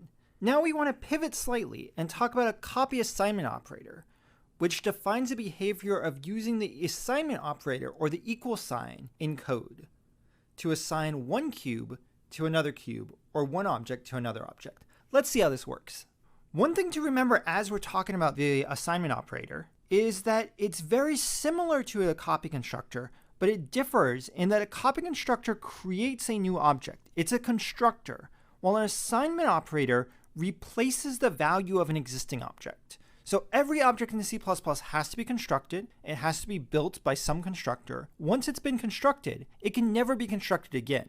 To change the value of an existing class, a class that's already been constructed, it must be changed through an assignment operation. If the assignment operator is not provided, C++ provides a default automatic assignment operator for us. The assignment operator will try and copy the contents of the values. Simple as that. In many cases, the automatic assignment operator will do everything we need it to do. Only when we have externally allocated resources, such as memory, or we want multiple objects to point to the same thing, do we need to define a custom assignment operator. Let's see how one works. A custom assignment operator is going to require 4 different properties to be true. The custom assignment operator must be a public member function of the class, so it needs to be in the public section. The custom assignment operator must have the function name operator equals. So it's a very specific name, and it has to be exactly operator followed by an equal sign. It has to have a return value of the reference of the class type. So the return value must be a cube by reference if our class is a cube. If our class is a sphere, it must be a sphere by reference. And it must have exactly one argument, and the one argument must be a constant reference to the class's type. Here we see a constant cube by reference object. And the goal of a custom assignment operator is to assign the contents in object to the instance of the class that's being called upon. Looking at our cube class, we now have several different functions. We have our custom default constructor, which we're going to print out default constructor invoke. We have our custom copy constructor, where we're going to print out copy constructor invoked. And now we have our custom assignment operator. Here we see that it returns a cube by reference. Its function name is operator equals. And the one parameter it has is a constant cube by reference. On line 22, you see that we simply copy the value. This is exactly the same as line 17. And then we're going to go ahead and print out assignment operator invoked. So now we know that the assignment operator is invoked as opposed to the copy constructor. So this is the exact same thing we did in the previous video. And we're going to go through a few examples and see what's invoked where. And anytime you have a custom assignment operator, you'll always return a dereference value of this. This is the instance of the class itself, so you're simply returning an instance of the class. Looking at the assignment operator folder, we're going to see this, the main.cpp is the exact same code we saw in example 4 of the previous lecture. Here we have a cube. We expect that line of code to invoke a default constructor. On line 13, we see myCube is also going to invoke a default constructor. And finally, on line 15, we see that myCube, which has already been constructed, and C, which has already been constructed, are in an assignment operation. So myCube is going to take on the value of C. So we have a assignment operation happen here. Let's see if this works. Moving into the CPP assignment operator directory, running make to compile the code, and running /main. We see 2 default constructors invoked and an assignment operator. Awesome. This is exactly what we expected to see. So there's a small nuance difference between a copy constructor and assignment operator. Their functionality is largely the same, that their job is to copy the contents of one instance of a class to another, but the times they're invoked are slightly different. The invocation of an assignment operator means the object already exists and doesn't need constructed, We're going to explore a lot of these operators as we build data structures later in this class. For right now, we're going to move on and explore more about the construction of a C++ class. I'll see you in the next video.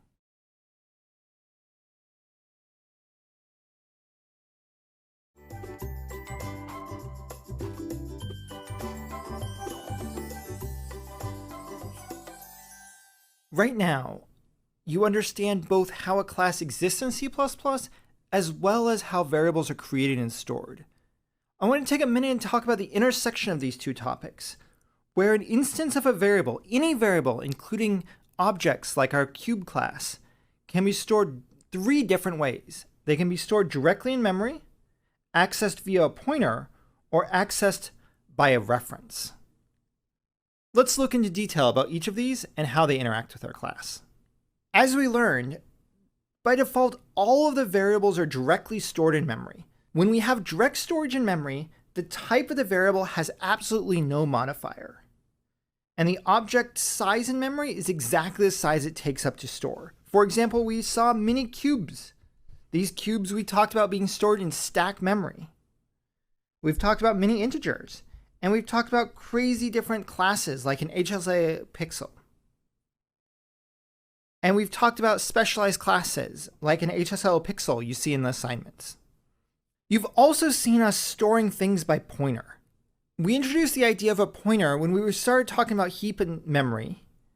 And the type of a pointer is the type of the object modified with the asterisk. And a pointer takes on the memory value of another piece of data.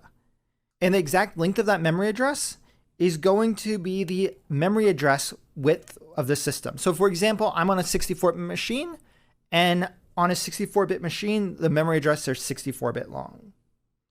And as we learned with heap memory, a pointer simply points to the memory allocated for the object. And we see here's a cube pointer denoted by the star. Here's an integer pointer denoted by the star. Here's the HSI pixel, again denoted by the star. The star denotes these are each pointers. There's a third way of storing that we've made references to, but we haven't formally defined. That is storage by reference. A reference variable is a special type of variable which aliases existing memory by name and is denoted with an ampersand. So a reference variable never stores any memory itself. A reference variable has no size. It takes 0 bytes of memory to create a reference variable. A reference variable simply refers to some existing memory. And when you create a reference variable, we have to alias that reference variable at the moment we create it. For example, if we have a cube C that we're creating as a reference variable, it must be aliased to the cube, an existing variable, as soon as it's created. Int ampersand I is a reference variable I that's aliasing count. And again, it's taking on this alias as soon as it's being created. Because we're aliasing the memory address, when we change I or change count, we're changing the exact same thing. This is simply an alias to memory that's already created. It gives us a second way of referring to it. Because reference variables have to be assigned when they're initialized, we can see that the line of code HSI pixel reference variable p semicolon is not a valid line of code because that does not create an alias when it's initialized. And you'll see that if you run this code through a compiler, this code won't even compile. So let's look at why this matters in a real example. So suppose we're going to take our cube class and we're going to make our cube class currency. Our cubes have a value to them based on their volume. So a tiny little unit cube has only a volume of 1, and its value is just 1. So a little larger cube, a cube that has a side length of 5, has a value of this volume of the cube. So 5 cubed is 125, so a cube of length 5 is worth 125 currency. And likewise, a large cube of length 10 is worth 1,000 currency. So every time we create a cube, we're actually creating currency. So we're now playing the role of a banker. And whenever we receive money, we want to actually make sure that we get the cube itself. We don't want to create a copy of this cube. We don't want to do anything else except for transfer the cube to someone else. If we're creating a copy of a cube, we're creating inflation, we're being a bad banker. We want to make sure to understand exactly what's happening to this cube in memory. So what I've done is I've modified the cube class so that we have some output that gives us context on what the cube's doing. So here is 3 different functions of the cube class. The first function that I have here, lines 12 through 15, is a custom 1-parameter constructor. So notice the class name is cube, the same as the class itself. It has 1 parameter. We see it has no return value, so it has to be a constructor. This is a 1-parameter constructor, and it's going to say we created some amount of money. So whenever we call the constructor, we're creating money. The second type of constructor, the copy constructor we have here, takes in a cube by reference. So notice that this reference that we've thrown around before shows up, and this means we're not going to create a new cube when we pass this argument in. We're going to simply have the cube alias to us. And then this alias cube's going to copy into this newly constructed cube. So we see on line 19, we're going to say created, get the dollar amount via copy. So whenever we create new money via copy constructor, we'll see the via copy. So both of these constructors create new money. So we want to be very careful when new money is created. And the third function is the assignment operator. The assignment operator transforms an instance from one value to another value. So this again has the potential to create money. So we're going to say transformed, and we're going to talk about the current volume that the cube has beforehand and the volume it has after. So it's going to transform its old volume into the new volume. So it's actually changing the value of a cube. It's growing or shrinking the cube. So all 3 of these things are concerning because all 3 of these are creating money.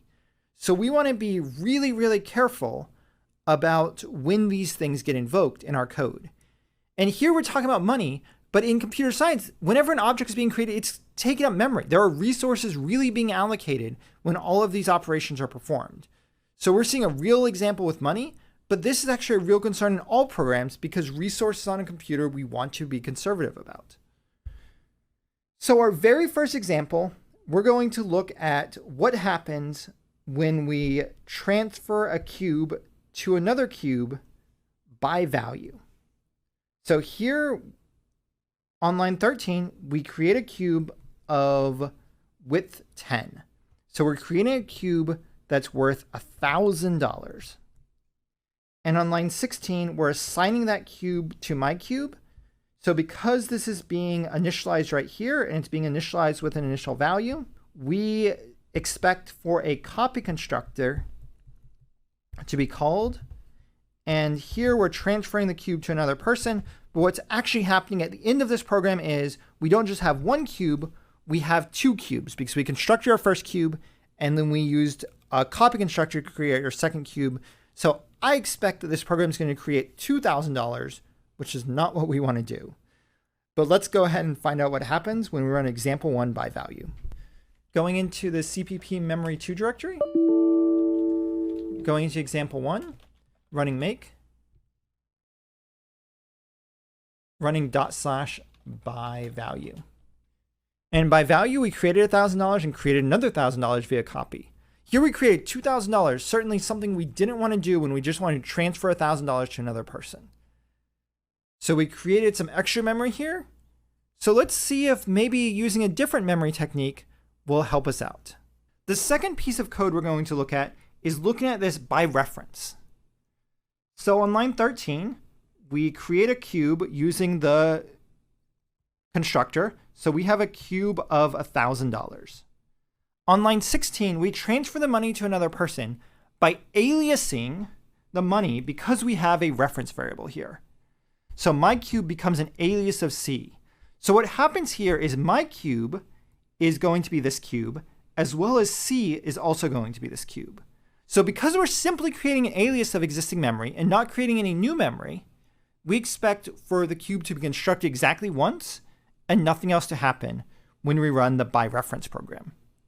Let's see if that happens. I've already compiled this code, so I can just go ahead and run /by reference. And by reference creates a single cube worth $1,000. Awesome. So this gets to what we want. We only created a single cube. Now we have two different instances of this variable. Though in doing that, we haven't really transferred anything. We've just aliased two people to owning the same cube. So let's see other techniques and see what else we can do. So this third program in example 1 is going to create the same cube we've had before. So we're going to create a cube of $1,000. And then we're going to transfer this cube via a pointer. So my cube is going to be a new stack variable that is a pointer. So here we have a new variable called myCube. It's a pointer, and it points to the memory that C is defined in. So instead of having an alias where we have two variables that are directly the exact same cube, here we have two variables. One is the cube, and one is a pointer to the cube. So just like the by reference, we expect by pointer to only create one cube that is $1,000. Let's see if that holds true. Running /by pointer, we see that it creates exactly $1,000. Awesome. This is what we expect. Let's try to get something a little more complicated and something more akin to actually transferring money rather than just changing variables around. So up until now, we've just done everything inside the main function. But what we really care about is actually passing money around so that we can have a function like transfer money, that we can give money to somebody else. And similar to three different ways of storing access to variables, we have three different ways that we can pass variables around to functions. We can pass them by value, which is the default way. We can pass them by pointer by creating a pointer that we pass along, or pass by reference, which again is modifying by the ampersand and acts as an alias. It doesn't make a copy. It just makes two different variables alias the exact same memory. So looking at our first function, we're going to again look at by value, by reference, and by pointer. Looking at by value in example 2, we're going to create our cube again of $1,000.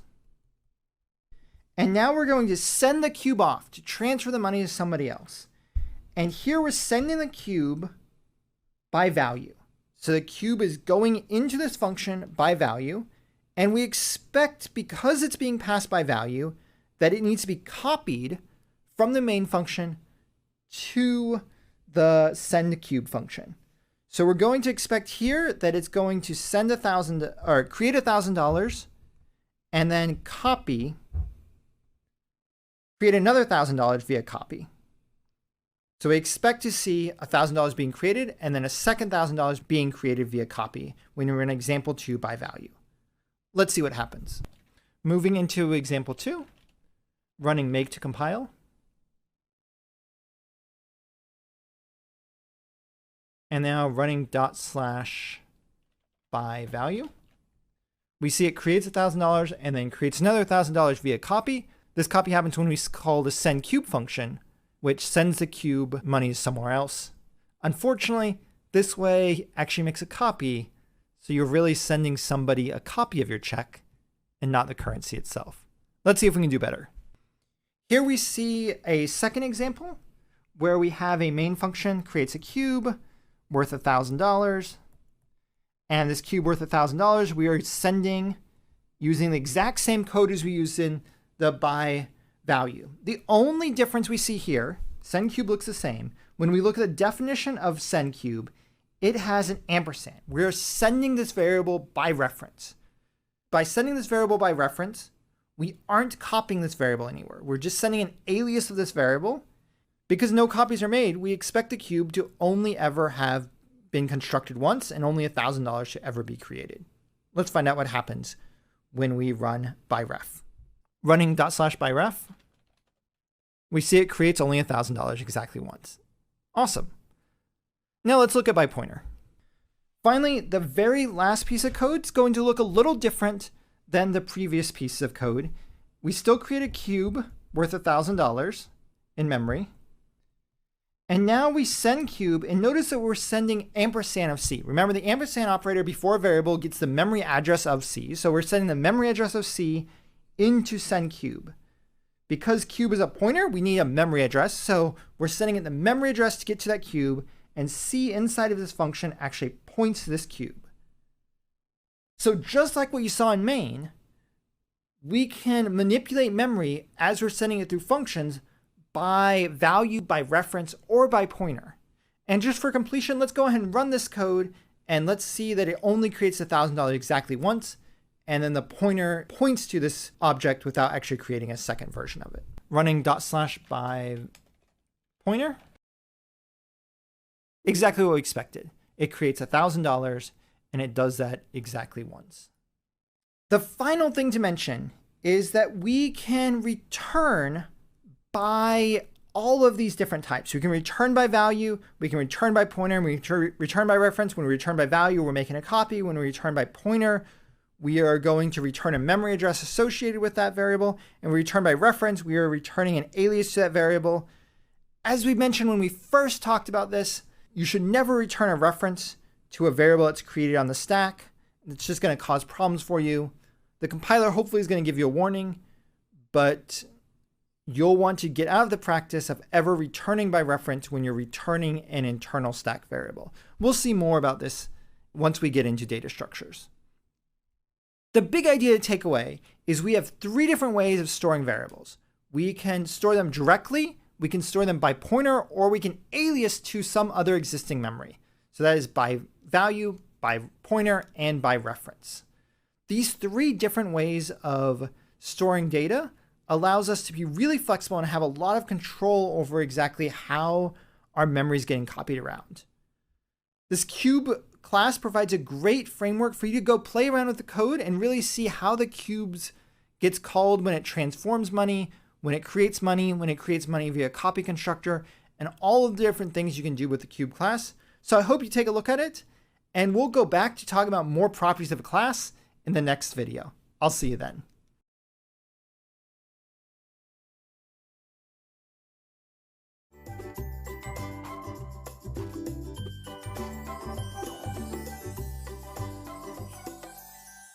At this point, we know an enormous amount about classes in C++. There's one last little bit to add, and that is the class destructor is called as the very last call in the class's lifecycle, and it cleans up the instance of the class. Let's see how it works. Just like all of the other topics about the class we've talked about recently, there is an automatic default constructor that is provided for you for free if you have no other destructor defined. The automatic default destructor only calls the destructor of other member variables, and that's it. It does nothing else special. So if you want to do anything like logging or some cleanup of memory right as your class is being destroyed, you're going to want to define a custom destructor. All destructors are never called directly. Instead, constructors are automatically called by the C++ language when your code's compiled, when the object is being reclaimed by the system. So this happens differently depending on what kind of memory your object's in. If your object's in stack memory, your destructor is going to be called as soon as the function returns. So as soon as the function ends, that stack frame's gone out of scope, we're going to call the destructor on the objects in that stack frame. If it's on the heap, the destructor is only called when that delete keyword is used to reclaim that memory that the object was using. So to create our own custom constructor so we have control over what happens at the end of the class lifecycle, we're going to have to create a member function that follows a specific set of rules, as with the previous class functionality. A custom constructor has to be a member function. The custom constructor has to be the name of the class itself, preceded by a tilde. And all the destructors have to have no arguments and no return type. So there's no ability to change up how we define a custom destructor. There's exactly one way to define it, and the only way to define it is the name of the class itself, preceded by a tilde, with absolutely no arguments. So to really see how this constructor works, let's continue our currency example that we saw in the previous video. Here I've defined 5 different functions as part of the class. So our class is getting loaded with functionality. And the default constructor has 0 parameters and says, hey, I create $1 and I'm going to denote it's a default constructor. The non-default constructor, the one parameter constructor, is going to create a set amount of money based on the volume of it. The copy constructor is going to create a via copy. The destructor is going to destroy the money, and the assignment operator is going to transform the money. So every one of the 5 different operations that the class might have invoked on it is going to print out a slightly different line of code.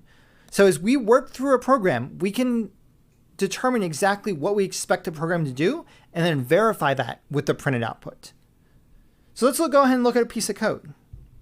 So here, starting at main, we're down here at the bottom, and the main's going to call 3 functions. It's going to call cube on stack, followed by cube on heap, followed by cube on stack again. And we'll go through these and see exactly how we think that the cube is going to exist in memory.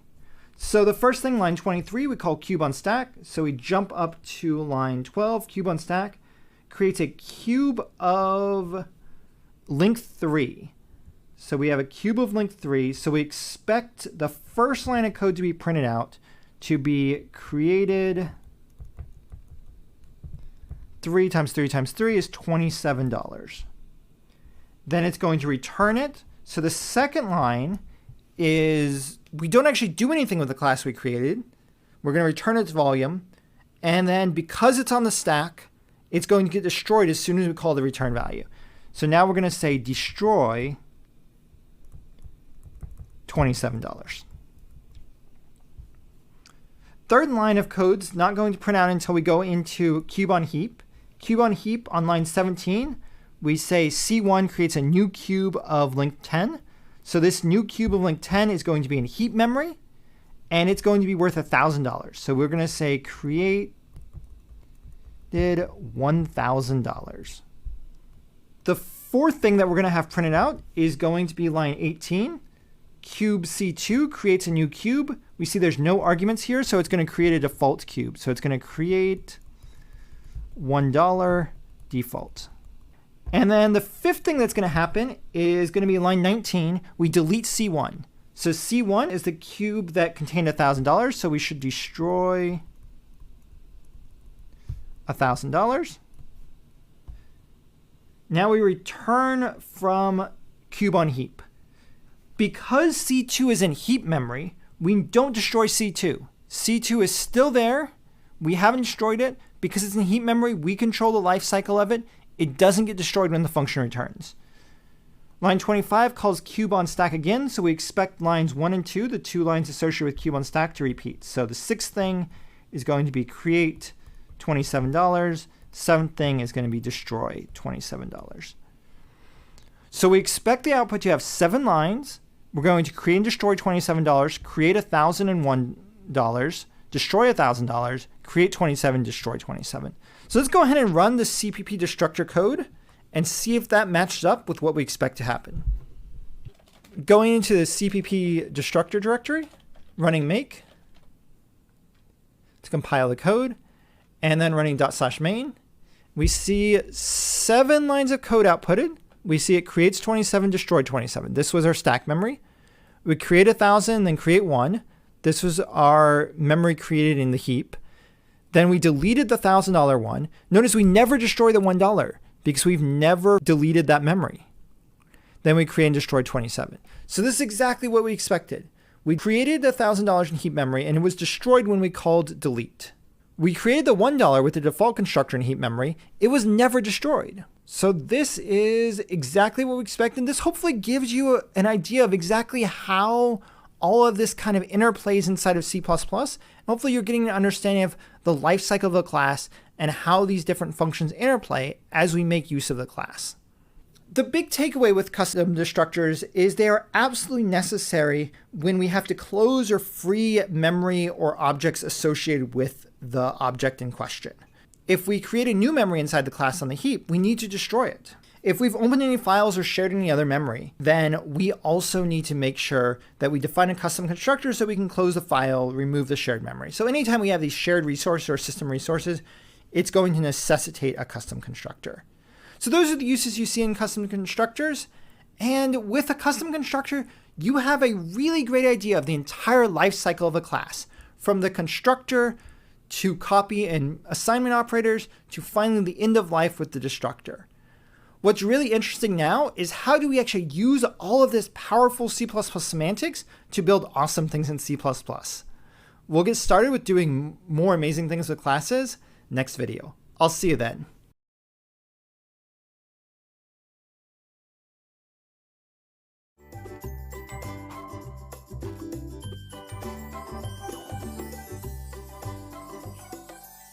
Our focus this week is going to be cleaning up the final bits of C++ that we're going to be using throughout the rest of this course.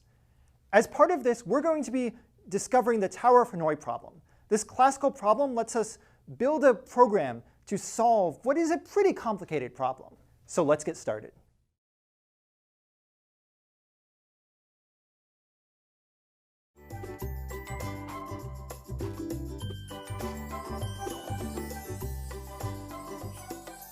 A template type is a special type in C++ that can take on different types whenever the type is initialized. For example, the standard vector is a template type. What that means is in the standard vector, we can have a vector of characters, for example, the word Illinois, a vector of integers, for example, the first few prime numbers, or even a vector of UIUC cubes, our custom data type. All of these things represent an array of objects in memory, and it's done through a standard single library called the vector. The standard vector, or ST vector, is part of the standard template library we discussed earlier, and it provides the functionality of a dynamically growing array with a templated type. So there's 5 key ideas of how we're going to use this vector. The first is we're going to include the vector in our program by using #include vector, and that's going to add the ability for us to use the standard vector into that source code file.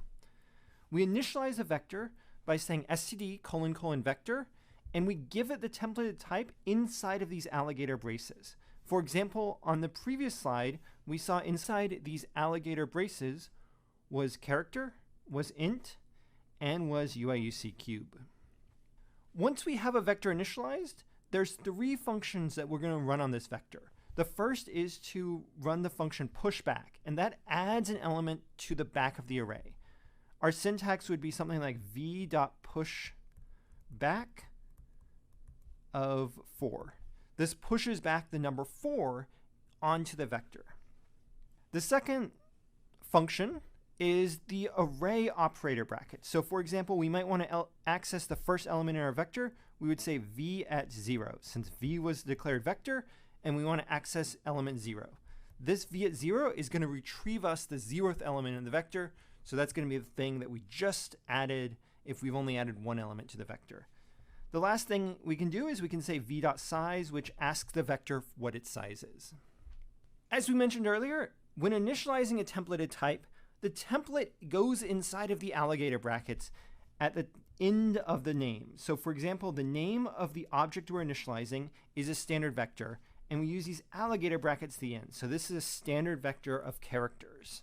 We can go ahead and see this in source code. So here's a simple program that just uses both the vector and the IOStream library.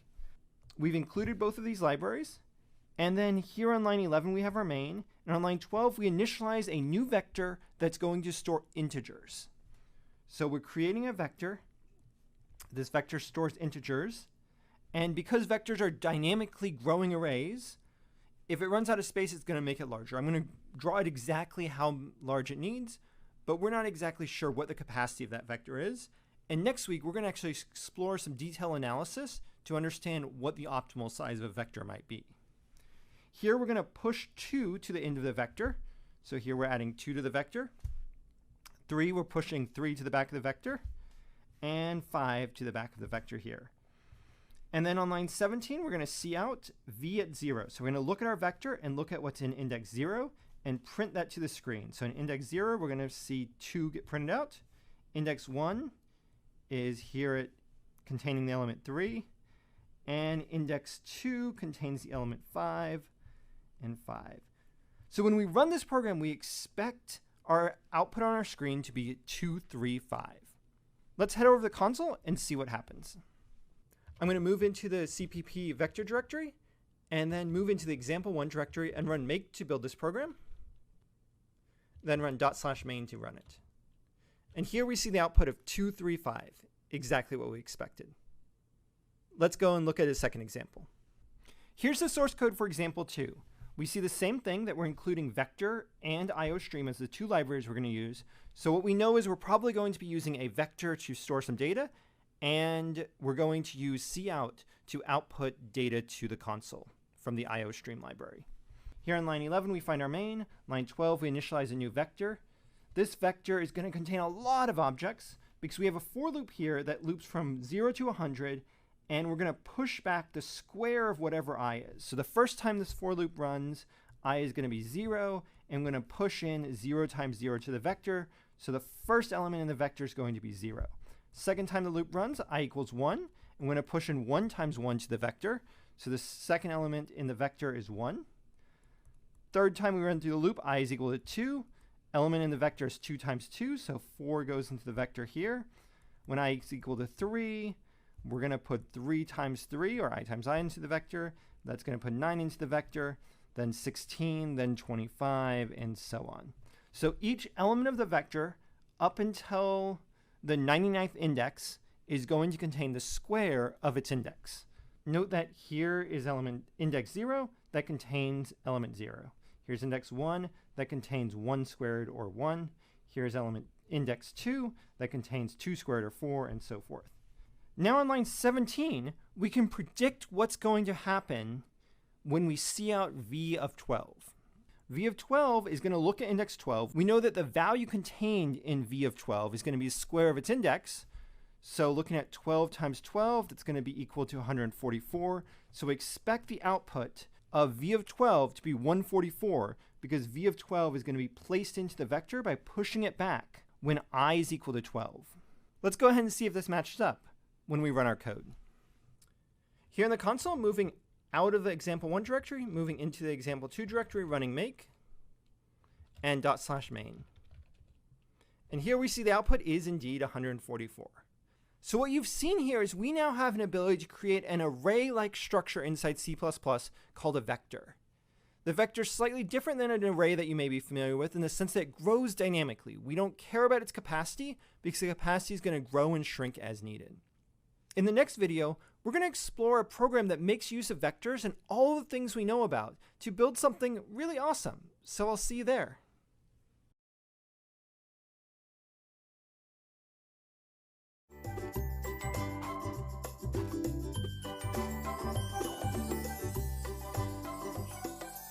Let's explore a classical problem in computer science called the Towers of Hanoi problem. The goal of this problem is to transfer all of the cubes from the leftmost stack to the rightmost stack in such a way that no larger cube can sit on top of a smaller cube. For example, we might start moving the smallest cube on top and moving it over one stack. Made one step in the Tower of Hanoi problem, and we've gotten maybe slightly closer to moving this entire stack from the source here to the destination. Next thing we might want to do is to go ahead and take this purple cube and move it all the way to our destination. The idea here being that we can't put it on top of this yellow cube because that would put a larger cube on top of a smaller cube, something that's against the rules of this game. After moving the purple cube, then we have only two options now. We can't move the orange cube on top of anything because the orange cube is too large. Instead, our options are really to move the yellow cube on top of the purple cube or the yellow cube on top of the orange cube. Here I went ahead and moved the yellow cube on top of the purple cube, which leaves us space to move the orange cube down on top of the empty stack. We can continue this process of juggling these cubes around, with the goal being that we want to slowly move the largest cubes to the right. Notice that here I've stacked up all three of the cubes except for the largest cube in the middle, and now I can go ahead and move the largest cube from where it began to where we eventually want to end it. This process continues, but we want to talk about how we can represent this problem programmatically with code. So what I see here is I see three distinct classes, or three distinct things that we want to represent. The first thing I see is we have these cubes. So we already have a class to represent our cubes. So we're going to use our UIUC cube class to represent a cube. But I see these cubes don't just have a length, they also have a color. So I'm going to go ahead and use a color to represent the cube in addition to its length. So we want to modify the cube class, and we'll do that in just a minute. The second thing I see is I see 3 individual stacks. I see this as this maybe stack at index 0, a stack at index 1, and a stack at index 2. So what we have is we have a series of individual stacks, and all 3 of these stacks are part of something even larger because we need some container to store the stacks. And here, the entire container might just be called the game. So inside the game, we have stacks, and in each stack, we have cubes. And that's the relationship we have between the game, the stacks, and the cubes. Let's go ahead and build a program that creates a number of different classes to represent all of these entities. So in last week's assignment, you built the UIUC HSLA pixel. You already know how to represent a color. Let's go ahead and see this cube come together. Here I've modified the cube constructor to have a length and a color. And because we've modified the cube's constructor to have a color, we're going to store that color in a new private member variable. So our cube is different than before in the sense that we now have a cube that has both a length and a color. And we have the ability to get a length, set a length, get the volume, and get the surface area. These basic operations have been with our cube the entire time, and all we've done is we've added a color to this cube so we can better represent how the image works. Next, I want to focus on these stacks. Each stack has a series of cubes on top of it. We don't know how many cubes there are. There may be 0 cubes.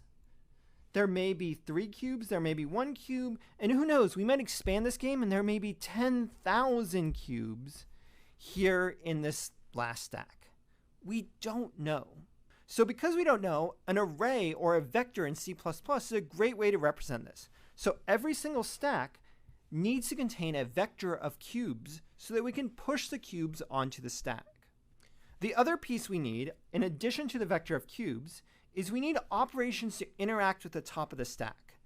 So notice on every stack, we never care about what's below the top element. We can only move the yellow element. We can't move the yellow and the purple element at the same time.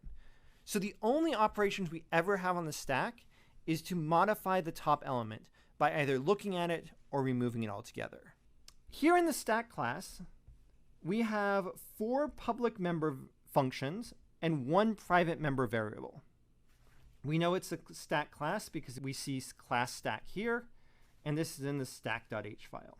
So let's look at the 4 member functions. The first one is to push back. This borrows this terminology we see from the vector, and this pushes an element to the last element on our stack, which is the top of our stack. The second element we see is remove top. That returns a cube by value. So it's going to return a copy of a cube that we created earlier. And we're going to peek top as well. So peek top's only going to return that memory without removing it from our internal data structure. So we can either remove the entire cube or just look at what cube's on top. And then we have our last public member function, which is the size. So the size function tells us how large the stack is. It may be 0 cubes, 2 cubes, 5 cubes, 3 cubes, whatever. Finally, we have this additional friend function here on line 21 and 22. This function is going to be something we see quite a bit throughout this course, and it's always going to take on this std ostream by reference operator less than, and always have an ostream as the first argument and a constant reference of its own type as the second argument. So here we see a friend function that is ostreamed. This friend ostream function allows us to see out an object. If you come from a Java background, this is something like your toString function, that it allows us to write out the output of an object in a textual way. So this way we can actually see what's on top of the stack, and we're going to have to define exactly what that function does in the CPP file. The last piece that I want to build is I want to build the functionality for the entire game itself. So the game itself is going to set up the number of stacks we need. It's going to set up all of the cubes, and it's going to keep track of those stacks. It's going to be the container to hold the 3 stacks. So we'll have this vector to store the 3 stacks, which we'll store as a vector. And we're going to have the constructor create the initial setup of the game. So let's look at the H file. Here in game.h, we see that we're going to use stack.h since we're making use of stacks here in our private member variable. And we have vector.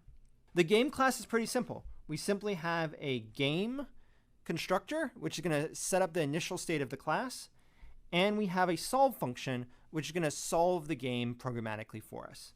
We have the same OStreamFriend function, which allows us to print out the game as an object so we can see out the entire game and get useful information. And then here as a private member variable, we have a vector of stack objects. The final thing I want to show is we have the game itself. So this is game.cpp, and specifically I'm looking on line 17 at the constructor. So the constructor of the Tower of Hanoi game is going to build 3 stacks. So notice we have stack of cubes, and this stack is going to be added to the back of the stacks array. And what's going to happen once this code run is the stacks array is going to have 3 elements in it, and each of those elements is a stack.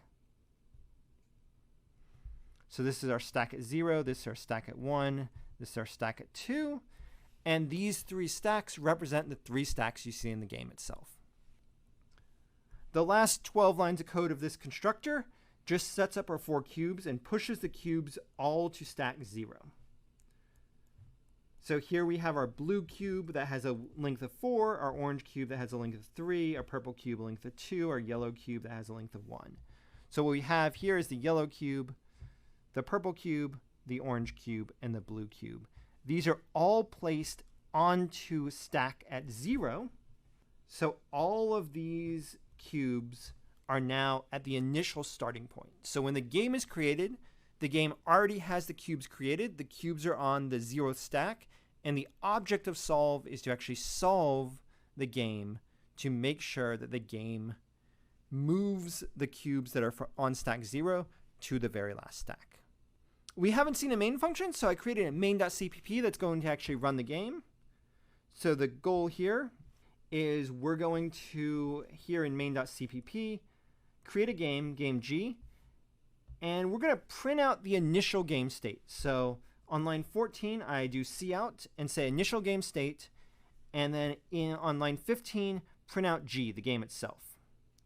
So since we defined our friend OStream operator, we're able to print out the game itself, and that's going to print out information about the game, which I implemented in the game.cpp file that you can check out. Here on line 17, g.solve. This should solve the game. And then on line 20, I repeat the previous lines, except for I'm saying the final game state, so I'm printing out G again. And what we expect to see is we expect that G is going to be solved. Right now, I haven't programmed the solve function. So we're going to run this program right now and see this program does create the cubes, and it's going to print out the state of the game. After we see that happen, I'm going to challenge you to solve this puzzle yourself, though we'll go over solutions right after this. But let's see if main runs. Here in the console, I'm going to go into the directory cpp tower and run make to build this program, and then run /main. Here in /main, we see the initial game state consists of stack 0, stack 1, and stack 2. And stack 0 has the cubes 4, 3, 2, and 1 on top of it. In my solve function, I have a small amount of output that just outputs the game itself again. And then here's the final game state, 4, 3, 2, 1, inside of our main function again. I mentioned that rsolve currently does not do anything. So the 4, 3, 2, 1 is the exact same state we see in the initial game state. If I open up the file game.cpp, we're going to find our solve function.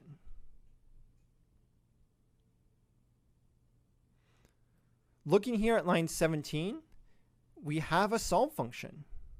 And this solve function solves the Tower of Hanoi problem. Here I'm only outputting the game itself, and that was that output that you saw. This here refers to the reference of the game. And your goal here is to finish solving the game. As I mentioned earlier, I'm going to chat about 2 different solutions on how you might go about solving it, but I encourage you before you go and look at those videos, try and play around with this game yourself. Try and solve the game. or at the very least, figure out what strategy you might use, and then you can follow along as we develop a solution. So I'll see you then.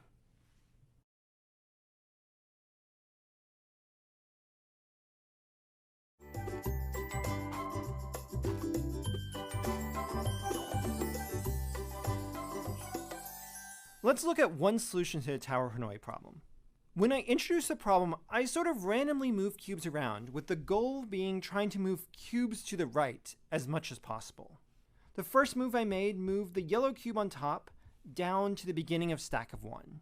And I'm going to denote the move here as 0 move to 1.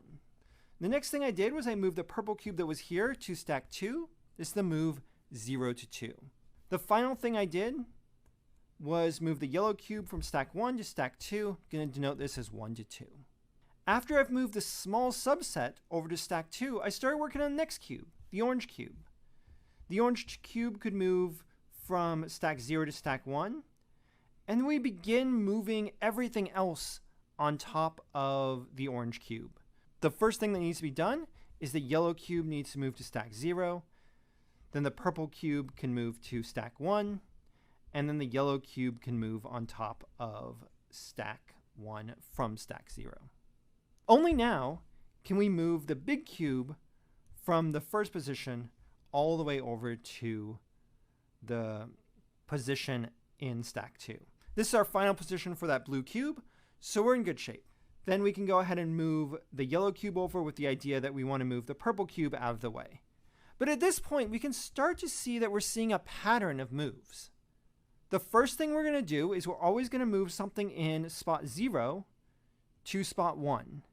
Then we're going to move anything in spot 0 to spot 2, and then from spot 1 to spot 2. So we see 0, 1, 0, 2, 1, 2, 0, 1, 0, 2, 1, 2, 0, 1, 0, 2, 1, 2. The only difference is we have an arrow at a certain place. So let's go back to this fourth move. Here we just moved a cube from the orange cube from stack 0 and moved it to stack 1. So 0 to 1. And the next thing we're going to do is we're going to move stack 0 to stack 2. So we know this is 0 to 2. But that's not what we did. We actually did 2 to 0. Because in fact, if we did 0 to 2, 0 to 2 would have required us to move this blue cube and put it on top of the yellow cube. So this is not a legal move. And in fact, here, we can't move 0 to 2. The only option we can do is to go from 2 to 0. What we're doing here is we found a strategy of repetitions inside the move order, where our rule is we're always going to go 0, 1, 0, 2, 1, 2, making the legal move at each case. So what we expect is that for the next set of moves, we're going to go 0, 1, and the 0, 1 is going to be in whatever direction results in a legal move. Can we move anything from stack 0 to stack 1? We cannot. Can we move something from stack 1 to stack 0? We can. So we know the arrow must run left. Next thing, we know that we need to go from 0 to 2. Looking at can I move the purple cube to on top the yellow cube? The answer is no. Can I move the yellow cube on top the purple cube? The answer is yes. So we know that it's going to be 2 is placed onto 0. And the very last thing, we know 1 to 2. Here, the orange cube, can we move 1 to 2? Yes. So we know the arrow must go right. We can repeat this process, but let's actually have the program complete this process and see if we solve the game by using this pattern. In the game's class solve function, I have a loop that's going to loop until the last stack has a size of 4. And while the last stack doesn't have a size of 4, I want to continually follow our pattern. I want to make a legal move between stack 0 and stack 1. I want to make a legal move between stack 0 and stack 2. Then I want to make a legal move between 1 and 2. I don't actually have much intuition on why this works, and we'll look at a solution that's much more intuitive as our second solution, but we notice this pattern, and we want to just test whether or not this pattern is actually going to help us solve this problem. The last thing I need to do is I need to write a function that calculates whether or not a move is legal. So if I need to do a movement between 1 and 2, I can either go from 1 to 2 or from 2 to 1. In this case, I cannot put the orange on top of the purple, so I have to put the purple on top of the orange. So I know the only legal move here is to go from 2 and move it to 1. I've defined a new function inside of game.cpp called legalMove. And this legalMove takes in two indices. These indices are the index of the stack that we want to look at. And let's look at the if statement. So if the stack at index 1 dot peak top, so if I look at the top cube and I just take a peek at it, and then I get the length of that cube. So I'm going to look at the length of this cube. This cube's length might be 3. And if that cube is less than a cube that is at index 2, so maybe this has a length of 2. So if 3 is less than 2, then I'm going to move index 1 to on top of index 2. So luckily the statement's false. 3 is not less than 2. So that means I'm going to move index 2 on top of index 1. So I'm going to move index 2's cube onto index 1's cube. So here, after this program runs, we expect a cube to sit on top of a cube. And there's only one legal move. So we're going to continually make these legal moves as much as we can, following the pattern 0, 1, 0, 2, 1, 2. And our program is going to decide which of those two moves are legal and continually run until we find we've reached a solution. I took off one little part at the beginning of legal move, and I wanted just to show you that code real quick. So what we see here is before we even look at the legal moves, we want to do a little bit of analysis to make sure that we're including the fact that we may not be able to peek on top of each stack. So at this point, we said we're going to peek on top of it and see what the top cube is. If the top cube doesn't exist, we're going to get an error because we can't look at a cube that doesn't exist. So here on line 44, I check to see if the stack at index 1 is empty. And if it is, then I know the legal move has to be 2 to 1. Otherwise, I check if the stack on index 1 is greater than 0 and the stack on index 2 is empty. And if that's the case, then the only legal move is 1 to 2. And only if I find that both stacks are non-zero do I go ahead and follow my logic earlier of looking at the top of both stacks and comparing. So the entire function has the logic to check whether or not any of the stacks are empty. And if one of the stacks are empty, we know that the other move has to be valid. If both stacks are not empty, we can actually then compare the top cube. The very last thing you may have seen is we made use of a move function. This function removes the top cube and places the top cube into the variable cube. And then the line 40 goes ahead and pushes that cube onto the stack at index 2. So we're taking the cube off a stack of index 1 and putting it on index 2. And that move function is simply going to look at those two indices and do the move without any checks, because we've already checked what order we need to move them into by how we're calling the move function earlier. So let's see how this entire program works, and let's see if this program actually generates a solution. So let's go over to the console. Here in the console, moving into CPP tower solution. I'm going to run make and running /main to run our program. So what we see is we see a whole bunch of output, and we know we see a whole bunch of output because after every single move, you'll notice in the source code that we print out what the state of the game was. So here at the beginning, the initial game state was stack 0 has 4, 3, 2, and 1, and all the other stacks are empty. And then we go our movement 0 to 1. So we move the 1 that was on stack 0 to index 1. Our second move out of our strategy is to go from 0 to 0, 2, and then 1, 2. And we see this repeats itself again and again and again. And the final game state is amazing. We got the stack 4, 3, 2, 1 that was initially in stack of 0 moved over to stack of 2. So one of the beautiful things about computer science is the fact that this is not the only correct answer. And in fact, this correct answer was something that only came to me as I sort of was working through the problem. And it didn't really intuitively come to me. And this solution isn't the solution that I would approach first. I think this is a solution that's simplest to code, but in the next video, I want to talk about the solution that I find more beautiful and allows you to see another way to solve the exact same problem, and both solutions are going to get the right answer. So I'll see you there.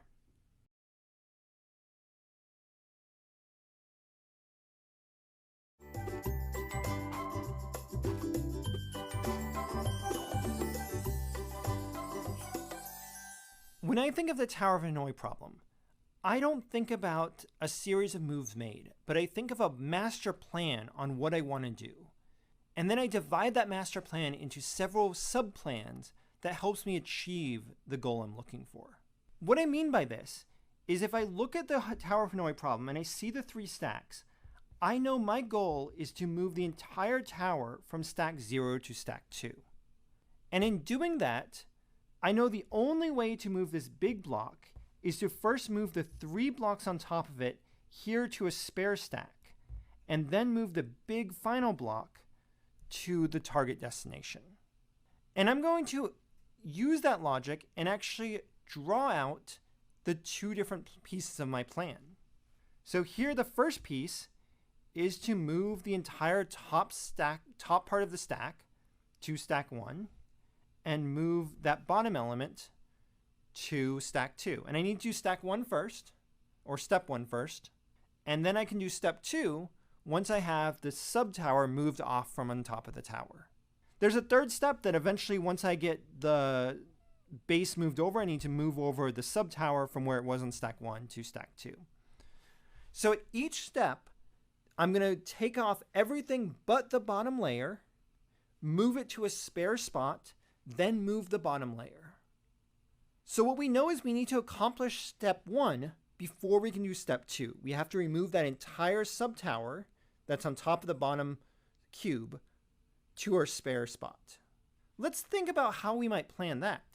To do that, I can just ignore everything to do with step 2, because we know we need to accomplish step 1 first, and we know that whatever is hidden down here is going to be larger than everything above it. So we can, without any concern, put our smaller blocks on top of anything that might be underneath and hidden in this gray area. So my job here is now to move a tower of height 3 over to this middle stack. Well, this looks like another version of the same problem. I need to take these 2 cubes and move it to my spare stack over here, so I can move this 1 cube over to my middle stack. And that's exactly what my plan is here. And then as a third step, move it back together. So let's again just plan on how we might do this first part of moving the stack of 2. Ignoring everything in the bottom 2 layers now, we know everything in those bottom 2 layers is larger than what we're seeing above, so we can look at this problem as only solving moving a stack of 2 things. Well, moving a stack of 2 things should be relatively simple. I move the top layer to the spare spot, I move the purple cube all the way to its intended destination, and for completion's sake, why don't we even just ignore that bottom layer again? And here, I just need to move 1 cube, 1 space. This problem I know how to do. This is a simple move operation. So since I know how to make this move operation, I can just do it. There's nothing on top. There's nothing constraining me. Now I finally made my first move. I did a whole bunch of planning, but at this point I've made my move. And now I can start unwinding our tower. So remember, our original plan was now to move the purple block to its intended target destination only once we removed what's on top of it. We've removed what's on top of it, we can make that movement. And the move made 0 to 2. The very last thing was that third step that we need to move our sub-tower on top of our tower to make it the final destination. And that third step we can go ahead and accomplish by simply making a single move, something we know how to do. And now we have our third move. So now we've accomplished the goal of moving this tower of 2 from its initial location to its location that is in a spot that we can start to move our next cube that we've hidden down here. Revealing the next layer, we now have the orange cube that we simply need to move over to the center stack. Because there's nothing on top of it, we can do a simple move. And here we now have the orange cube that's in the correct location. Remember, the next step, though, is to go ahead and move this subtower on top of the orange cube, so then we can move the blue cube from stack 0 all the way over to stack 2, which we can't do right now because stack 2 is occupied. What this means is we can... we can't just move this directly. This is a series of 2 cubes. This is a tower in itself. But we can kind of repeat this process again in saying that, okay, a tower of 2 cubes, everything down here is larger. We don't care about where it's located at. We just know it's larger. And we can divide that problem up. We can completely wind it, unroll it, re-whirl it. And we do this process recursively until many moves later, we finally get the final solution, that we move the entire tower over just as we originally planned. So I think of this as an extremely intuitive solution. The idea that we're going to slowly ignore part of the tower, making only small moves that we know exactly how to do. And by following a pattern, we can eventually get it there. We can eventually get a solution. But let's look at this more mathematically. Let's analyze exactly what's being planned. So instead of looking at the moves that we actually made, let's keep track of the moves we've actually planned. So our plan is to move the source stack. So I'm going to label the stack as a source and the target. The goal here is I want to move everything from the source to the target. To move a stack of 4 blocks from the source to the target required 3 steps. The first step was to remove everything but the 0th block, so blocks 1, 2, and 3, to the spare tile. So we want to move this tower to the spare tile. The second thing was to move that bottom block from the source to the target. And then that third step was we have all of these blocks here on the spare, and we need to move those spare blocks onto the target. The combination of these 3 steps makes it so that we can move the entire tower from the source to the target. Of course, each of these steps themselves may require a number of sub-steps. Following the logic we described earlier, we can ignore that very bottom layer and now just focus on this subtower of 3 blocks. Notice that here in this subtower of 3 blocks, our target for these 3 blocks is different than the target for all 4 blocks. So we wanted to put the 3 blocks into the middle stack so that that bottom tile can move to the far stack. So what happens at each time we add a blinder on top of our stacks, we're swapping the target and the spare.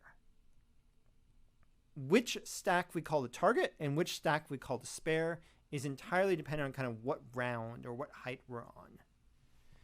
And we know that the process of converting the stack of 3 from a source to the target involves 3 different substeps: moving this tower of 2 over to the spare, moving this last element to the target, and then moving this tower of 2 back on top of the target. We see these steps outlined here.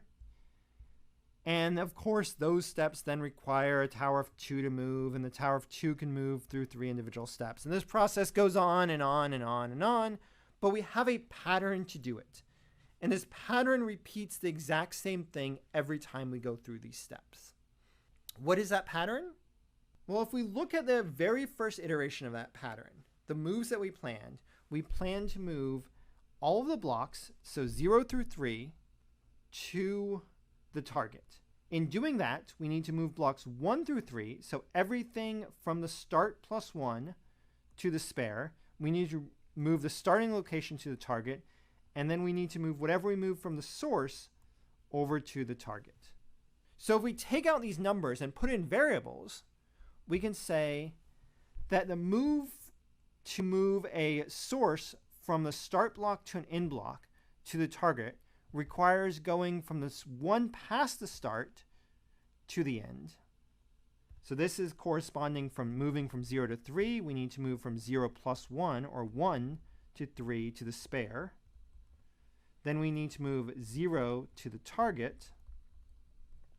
And then we need to move that 1 to 3 to the target. So what we have is we have code that describes an algorithm that we intuited on how we might solve this problem. And this is all we need to know, is we just simply need to plan a move from start to end, and each movement that does that is going to require 3 sub-moves that's going to help us make that move. So here is the game move function, and this move function is going to take in a lot of parameters because we're going to need a lot of information to run our algorithm. As we discussed, we need a start point and an end point. So the starting point initially will be 0, the ending point will initially be 3, and as we move up and down the tower, those start and end points are going to change depending on how our subcalls are made. We also need to know what our 3 stacks are called. So we're going to store a reference to our source, a reference to our target stack, and a reference to our spare stack. And then I've included a 6th variable called depth. This is just going to keep track of how deep we are in the recursion.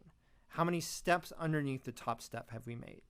So on line 50, we see out the planning a depth at a certain depth, incrementing depth along the way.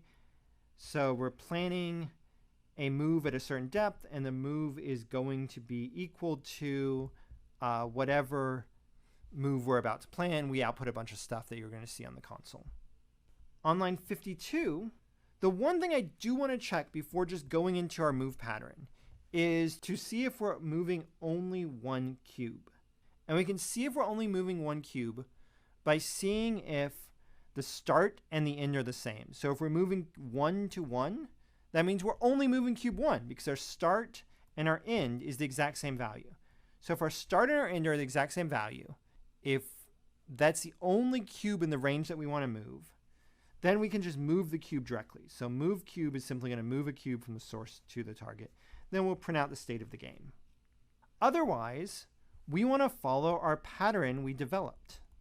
Remember, the pattern we developed says start +1 to end, and we're going to move the source, and we're going to swap target and spare. So notice that we say source, target, spare here at the top. And the bottom we say source, spare, target, swapping the spare and the target. And we go ahead and send depth forward. Second step, so this corresponds to step 1. Step 2 was we move from start to start. So we remove only the initial element. So that element 0 from source to target to spare. And then our very last call, call 3, says we're going to take start +1 to end. And the source of this is actually our spare. So remember, we put in line 1, we put all of the cubes that were on our source onto the spare. So in step 3, we need to take all the cubes in the spare and move it to the target using the source, the original spot that these cubes came from, as our new spare node. So let's see this program actually work and explore how this program looks when it runs. Going into CPP Tower Solution 2, I'm going to run make. We run /main. And we see the program runs and runs and runs. But at the very end, we see the final game state is 4, 3, 2, 1. That's awesome. So the initial game state here is 4, 3, 2, 1. And then we see there's several planning moves. We plan to move 0 through 3 from a stack at a certain memory address to another stack at another memory address. So from stack 70 to stack A0 using 88 as a spare. We go deeper and we say we want to plan to move 1 to 3 from the source stack, the 70 stack, to the spare stack to 88. So notice these swap back and forth, just as we expected. Then 2 to 3 and 3 to 3. Here now at the planning depth of 3, we're removing the element at height 3 to another element at height 3. We see that only here do we make our first move. We've planned 4 moves, and only then do we make our move, moving this element that was on the 0 stack to the middle stack. So 1 is now on the middle stack. And you can see this process goes on and on and on with lots of planning moves at certain points. Moves when it gets down to the point where we have just a single element in its range. And then here at the final game state, we find that we do successfully move that through. I built this Tower of Hanoi solution to be pretty general, so I hope you play around with it and see how this program works together. You can add more cubes, add more stacks, and as long as you make sure the program knows about exactly what you've added by making sure that you added it to the appropriate data structure, you can then run this program and see exactly how this works when you have more cubes, more stacks, or any of the above. Play around with it, and then I'll see you in the next video.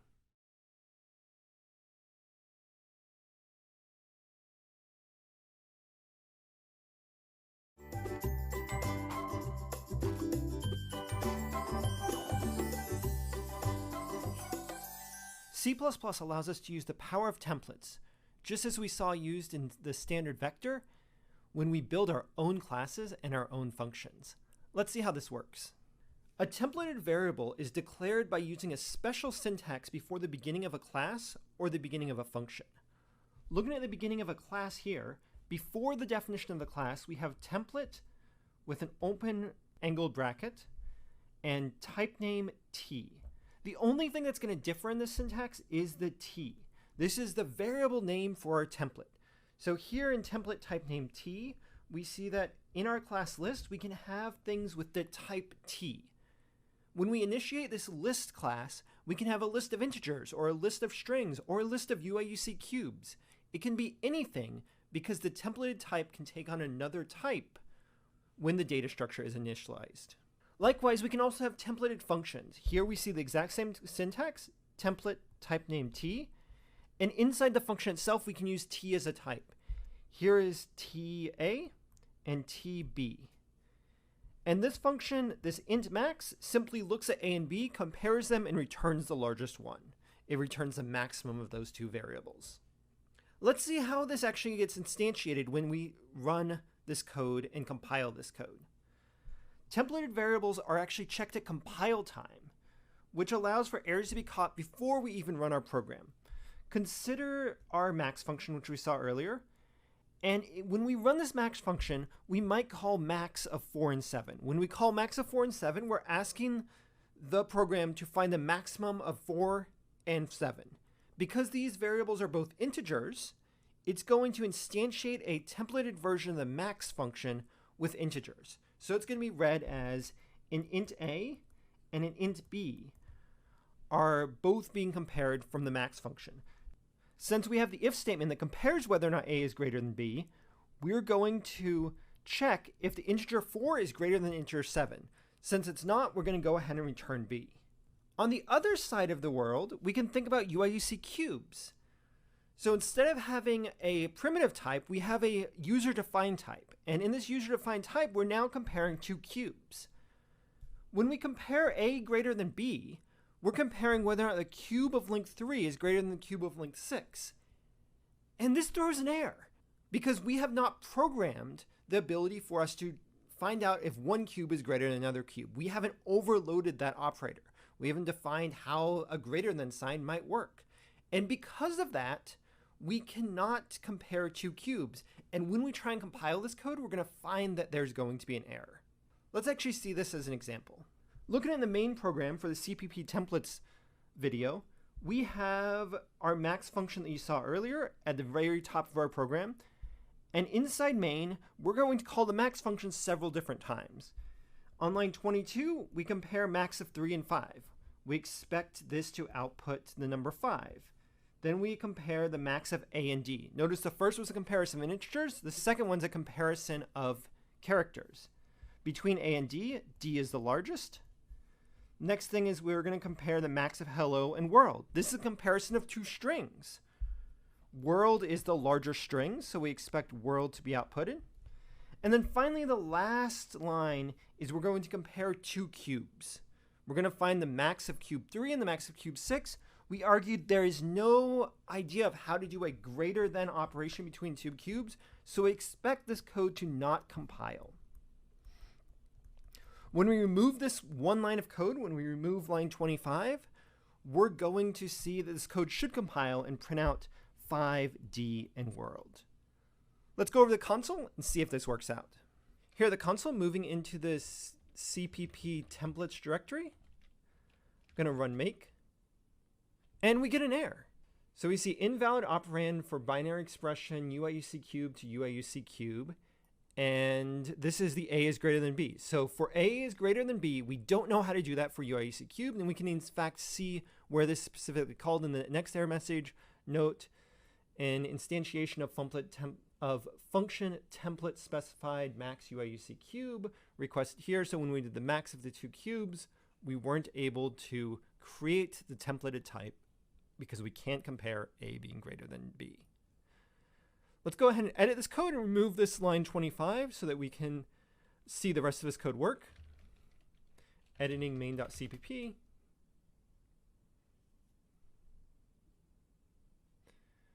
Commenting out line 25. Saving the file. Exiting. Running make.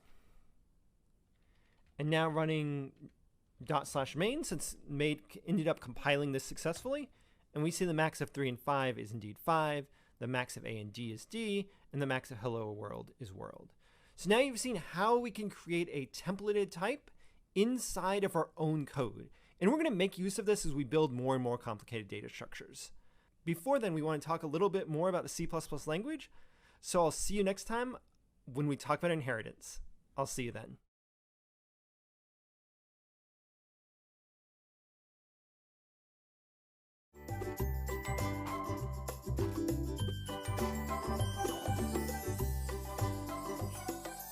Inheritance is a powerful concept in C++ that allows us to inherit all of the member functions and the data from a base class into a derived class. What this means is we can create more generic data structures that allow us to build specific and specialized data structures without having to rewrite this logic. For example, if we think about our cube class so far, the cube is really just a specific version of a shape. And there may be some functionality that's true about every single shape. Like every two-dimensional or even one-dimensional shape has a length. And that length can be shared between a cube, a rectangle, and a number of other shapes. So thinking about our base class, the base class is just like our class cube, except here in our shape class, we have a public section just like the cube class and a private section. And here the shape class has a constructor and has a one parameter constructor and has a getWidth function that's going to allow us to access this underlying width variable. Notice we don't have getSurfaceArea or getVolume. These are things that are specific to the cube itself. But instead we have only the basic things that are shared between many different shapes. Here in our cube class, we now see we've added an additional few pieces to this class.h file. First, notice that we're now including our base class shape.h. And the way we can declare that the shape is the base class is by putting a colon immediately following our class name, followed by public, and then the name of our base class. So here we would read line 14 as the class cube inherits the class shape. And everything we're going to do in this course is going to always be public inheritance. We're always going to see the word public here. And 99% of the use of inheritance is usually public inheritance.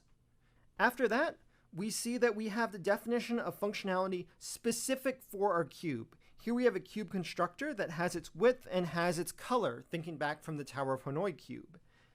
And on line 17, we have getVolume, which allows us to get the volume of the cube. That's going to be something specific to the cube itself.